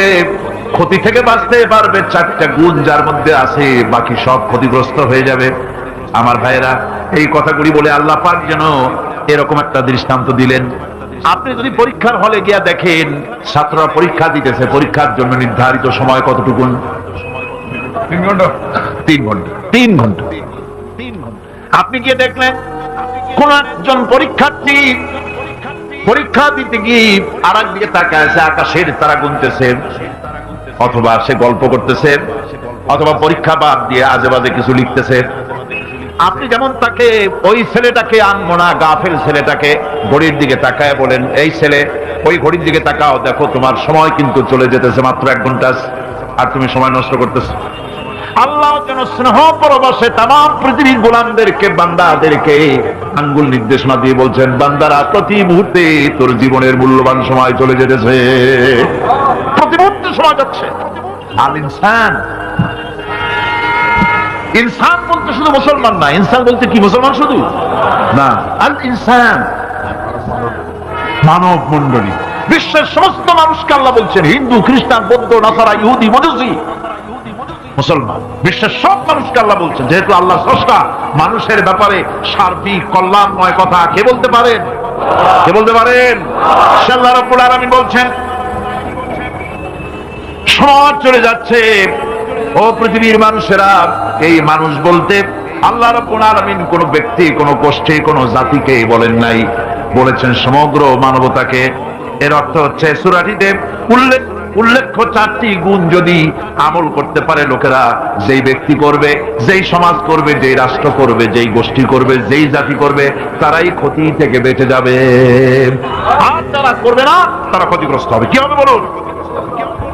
এখন আল্লাহ পাকের কথা শুনুন। আল্লাহ পাক বলছেন, ওয়াল আসরি ইন্নাল ইনসানা লাফি খুসরিন। এই যে খাসারা, এই শব্দটা হচ্ছে আবিধানিক অর্থে ক্ষতি হচ্ছে লাভের বিপরীত। লাভের বিপরীত কি? ক্ষতি। নাফা, এই নাফার বিপরীত কি? নোকসান। খাসারাটা কি? নোকসান বলা হয় পুঁজি 50,000 খাটাইছিলাম, লাভ করতে পারি নাই, পুঁজি ঠিক আছে, এটাকে বলা হয় নোকসান। এটাকে কি বলা হয়? নোকসান। কিন্তু আমি পুঁজি খাটিয়েছিলাম 50,000 টাকা, লাভ তো হয়ই নাই, পুঁজিও চলে গেছে, আমও গেছে, সালাও গেছে, আমও নাই, সালাও নাই। এইটারে আরবিতে কি বলা হয়? খাসারা। দেউলিয়া। দেউলিয়া হয়ে গেছে। দেউলিয়াটা বোঝেন ভালো আপনারা, দেউলিয়া হয়ে গেছে। কোরআন লাভ বা সাফল্যের ধারণা যেমন নিছক পার্থিব নয়, সমৃদ্ধির কথা শুধু পার্থিব নয়, জন্ম থেকে শুরু করে মৃত্যু পর্যন্ত। কোরআনের লাভের কথা যখন বলা হয় তখন জন্ম থেকে মৃত্যু পর্যন্ত, আখিরাত পর্যন্ত, কিয়ামত পর্যন্ত। ক্ষতিটাও জন্ম থেকে শুরু করে মৃত্যু পর্যন্ত, কিয়ামত পর্যন্ত ক্ষতিটাও। এই ক্ষতি থেকে বাঁচাবার জন্য কোরআনে কারিমে বিভিন্ন জায়গায় এই খাসারা শব্দ ব্যবহার করা হয়েছে। আল্লাহ রাব্বুল আলামিন বলছেন, ওয়ামান খাফফাত মাওয়াজিনুহু ফাউলাইকাল্লাযীনা খাসিরু আনফুসাহুম বিমা কানু বিআয়াতিনা ইয়াযলিমুন। যাদের পাল্লা ভারী হবে কিয়ামতে তারাই হবে সফলকাম, আর যাদের পাল্লা হালকা হবে, নেকির পাল্লা, নেকির পাল্লা যাদের হালকা হবে তারা হবে ক্ষতিগ্রস্ত। তারা নিজেদের ক্ষতি নিজেরাই ক্ষতি সাধনকারী হবে কিয়ামতের দিন। কাজে মানুষের জীবনের সমুদয় কার্যাবলীর ভালো অংশ যদি খারাপ অংশের উপরে বিজয়ী হয়, তারপরে খারাপ অংশ পাওনাদারদের দিয়ে টিয়া, এরপরে যদি নেকি কিছু বাকি থাকে, তাহলে বোঝা গেল লোকটা কিয়ামতে নাজাত পাবে। আর যদি ভালো কাজের উপরে খারাপ কাজ বিজয়ী হয়ে যায় আর সমস্ত পাওনাদারদেরকে পাওনা মিটাইয়া তারপরও পাপ বাকি থেকে যায়, এক চাইতে খাসারা পৃথিবীতে, আকাশে, জমিনে কিছু আর হবে না। এর থেকে বাঁচার জন্য আল্লাহ পাক এই খাসারা থেকে বাঁচার জন্যই মানুষকে এই কথা বলছেন। এই কথাটি কোরআনে কারিমের অন্য একটি আয়াতে আরো সুন্দর করে বলা হয়েছে, যারা নাকি এই দুনিয়ার বুকে যারা নিজেদের পুঁজি খাটাইছে, জীবনের পুঁজি সুদ কামাইতে খাটালো, জীবনের পুঁজি খাটালো হারাম কামাইয়ের ভিতরে, অন্যায় কাজের ভিতরে, যারা জীবনের পুঁজিকে আল্লাহর দ্বীনের কাজে লাগাতে পারে নাই, তাদের সম্পর্কে বলা হচ্ছে খাসিরাত দুনিয়া ওয়াল আখিরাত যালিকা হুয়াল খুসরানুল মুবিন। খাসিরাত দুনিয়া ওয়াল আখিরাত, দুনিয়াও ক্ষতিগ্রস্ত, আখিরাতেও ক্ষতিগ্রস্ত। এটা হচ্ছে তার জন্য সুস্পষ্ট ক্ষতি, এর থেকে বড় ক্ষতি আর কিছুই হতে পারে না। আল্লাহ পাক কোরআনে কারীম অন্যত্র বলেছেন, ওয়া নুনাজ্জিলু মিনাল কুরআনি মা হুয়া শিফাউন ওয়া রাহমাতুন লিল মুমিনিন ওয়া লা ইয়াজিদু যালিমিনা ইল্লা খাসারা। আমি এই কোরআন অবতরণের পরিক্রমায় এমন সব বিষয় অবতীর্ণ করেছি যা মুমিনদের জন্য নিরাময় এবং তাদের জন্য রহমত, আর জালিমদের জন্য ক্ষতি ছাড়া আর কিছুই বৃদ্ধি পায় না। জালিমদের জন্য ক্ষতি বৃদ্ধি পায়, আর যারা মুমিন তাদের জন্য এর মধ্যে নিরাময় আছে, এর মধ্যে রহমত আছে। অর্থাৎ যারা এই কোরআনকে যারা নিজেদের আইনের কিতাব হিসেবে গ্রহণ করেছে। কোরআনকে তাবিজের কিতাব হিসেবে নয়, ধর্মীয় কিতাব হিসেবে নয়। কোরআন সংবিধান। কোরআন কি? কোরআনকে যারা সংবিধান হিসেবে মেনে নিয়েছে, কোরআনকে যারা সংবিধান হিসেবে গ্রহণ করলো, ব্যক্তি, পরিবার, সমাজ, রাষ্ট্রে তাদের যাবতীয় মানসিক, বুদ্ধিবৃত্তিক, নৈতিক, তামাদ্দুনিক রোগের নিরাময় হবে, এর দ্বারা শান্তি হবে। কিন্তু যেসব জালিম এই কোরআনকে প্রত্যাখ্যান করেছি, কোরআনকে যারা মৌলবাদীদের কিতাব বলে, কোরআনের কথা বললে মৌলবাদ বলে গাইল দেয়, তারা তাদের কপালকে পোড়াইয়া ছাই বানাইয়া দিছে, তাদের তাদের কপাল ভস্মীভূত করে দিয়েছে। আমার দেশে, এই দেশটা কি মুসলমান বেশি না অন্য জাতি বেশি? কোন জোরে কোন? মুসলমান সবচেয়ে। খুব লক্ষ্য করে শোনেন, এই দেশে সবচেয়ে মুসলমান বেশি, ইন্দোনেশিয়ার পরে। পৃথিবীর দ্বিতীয় বৃহত্তম মুসলিম দেশ হলো কোনটা? বাংলাদেশ। এই দেশে ইসলামরে যত গালি দেওয়া হয়েছে, কোরআনকে যত গালি দেওয়া হয়েছে, আলেমদেরকে যত গালি দেওয়া হয়েছে, রাসূলুল্লাহকে যত গালি দেওয়া হয়েছে, ইসলামে আদর্শকে যত গালি দেওয়া হয়েছে, পৃথিবীতে কোন দেশে এইভাবে ইসলামকে গালি দেওয়া কোথাও হয় না। এমনকি আমেরিকার মতো দেশে, ইংল্যান্ডের মতো দেশেও কোরআনের বিরুদ্ধে এত কথা কেউ বলতে সাহস পাবে না, ইসলামের বিরুদ্ধে কথা বলতে সাহস পাবে না, যেহেতু মুসলমানেরা সেখানে পাল্টা আক্রমণ করবে। আজ আমার দেশে মুসলমানের ঘরের সন্তান হইয়া ইসলামের বিরুদ্ধে তারা বক্তব্য রাখে। মৌলবাদ, মৌলবাদ, জিকির উঠে গেছে। আমেরিকার প্রেসিডেন্টরা যখন শপথ নেন, প্রেসিডেন্ট হিসেবে ওথ নেন, বাইবেলের উপরে হাত রাখেন আর বলেন, এই মহাগ্রন্থকে স্পর্শ করে শপথ নিচ্ছি, আমি আমার চিন্তা চেতনা, আমার মেধা, আমার প্রজ্ঞা, সবটা আমার জাতি, আমার দেশকে উন্নয়নের জন্য, এর সমৃদ্ধির জন্য, এর সংরক্ষণের জন্য আমি আমার জীবনকে উৎসর্গ করব। বাইবেলের উপরে স্পর্শ করে এই শপথ তারা নেন। আমার দেশের প্রেসিডেন্ট, প্রধানমন্ত্রী শপথ নেওয়ার সময় কোরআন শরীফের উপরে হাত রাখে যদি, তাহলে বলা হবে বেচারা মৌলবাদী হয়ে গেছে। এটা করা যাবে না। আর যদি কেউ করে সামান্য কিছু, কোরআন না, যদি তসবিহ নিয়েও আসে, তাহলে বুঝতে হবে জাতির সাথে একটা প্রতারণা ছাড়া কিছুই না। ধর্মের প্রতি আকর্ষণ একটা ভিন্ন জিনিস, সেই জিনিসকে ছেড়ে যারা দেয় তারাই ক্ষতিগ্রস্ত হয়, আর যারা ধরে রাখে তারা দুনিয়ায় ক্ষতিগ্রস্ত হয় না। ربنا ظلمنا أنفسنا وإن لم تغفر لنا وترحمنا لنكونن من الخاسرين।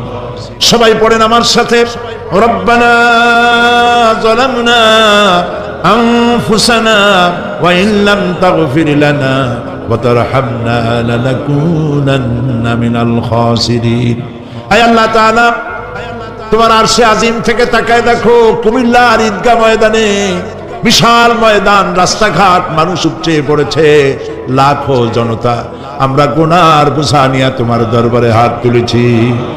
রব্বুল আলামিন, আমাদের গুনার দিকে তাকায়ও না, আমাদের চোখের দিকে আর মুখের কাকুতি মিনতির দিকে তাকায়া আমাদের জিন্দেগির গুনাহ মাফ করে দাও। রব্বুল আলামিন, সারা জীবন নাফরমানি করেছি, শিরক বিদআত সহ এমন কোন গুনাহ নাই যা কম বেশি আমরা করি নাই। আল্লাহ তাআলা দয়া করে আমাদের জীবনের গুনাহ মাফ করে দাও। আয় আল্লাহ তাআলা, আমাদের মধ্য থেকে যাদের আব্বাজান দুনিয়া থেকে বিদায় হয়ে গেছে, আমাদেরকে কত কষ্ট করে তারা মানুষ করেছিলেন, আজকে তারা দুনিয়ায় নাই। আল্লাহ তাআলা, বিদেশে যদি আত্মীয় স্বজন চলে যায়, মাসে মাসে অথবা প্রতিদিন টেলিফোনে খবরও পাওয়া যায়, আমাদের মা বাপ দুনিয়া থেকে বিদায় হয়ে গেছে, বছরের পর বছর, যুগের পরে যুগ, কি অবস্থায় আছে কোনো খবর জানি না। রব্বুল আলামিন, আমাদের গর্ভধারিণী জনম দুঃখিনী মা নিজে না খেয়ে আমাদেরকে খাওয়াইছেন, গর্ভে রেখে কষ্ট করেছেন, ডেলিভারি করতে কষ্ট করেছেন, 2.5 বছর বুকের দুধ খাওয়াইয়া মানুষ করেছেন। আমাদের মা বাপ যাদের দুনিয়া থেকে বিদায় হয়ে গেল, আল্লাহ কবরটাকে জান্নাতের টুকরা বানায়া দাও। রব্বির হামহুমা কামা রব্বায়ানি সগীরা। সবাই পড়েন, রব্বির হামহুমা কামা রব্বায়ানি সগীরা। আয় আল্লাহ তাআলা, সারা পৃথিবীতে আজ মুসলমানদের বড়ই দুর্দিন, মুসলমানদের পক্ষে কথা বলার লোক আজ আর নাই। আল্লাহ তাআলা কাশ্মীরের মুসলমানেরা কষ্ট পেতেছে, তাদেরকে পাখির মতো গুলি করে হত্যা করা হচ্ছে, প্যালেস্টাইনি মুসলমানদেরকে অভিশপ্ত ইহুদিরা মারতেছে। আল্লাহ তাআলা বাগদাদের যে ইরাকে অনেক নবীর মাজার আছে, মাহবুবে সুবহানী, কুতুবে রব্বানী, শেখ মহিউদ্দিন আব্দুল কাদের জিলানী রহমতুল্লাহ আলাইহি যে মাটিতে শুয়ে আছেন, মুসলমানের দেশ, আয় আল্লাহ তাআলা কাফেরেরা সব ঐক্যবদ্ধ হয়েছে, মুসলমান দেশগুলি শেষ করে দেবে। আল্লাহ তোমার কাছে সাহায্য চাই। চেচনিয়া, বসনিয়া, প্যালেস্টাইন, কাশ্মীর সহ দুনিয়ার যত জায়গায় মুসলমানেরা বিপদে আছে, আল্লাহ তুমি নিজে সাহায্য করো রব্বুল আলামিন। আল্লাহ আমরা স্বীকার করি আমরা গুনাহগার, আয় আল্লাহ আমরা হাজারবার স্বীকার করি, নত শিরে স্বীকার করি আমরা গুনাহগার, কিন্তু একটা ভালো পরিচয় আমাদের আছে, সেই পরিচয়টা হলো আমরা তোমার হাবিবের উম্মত।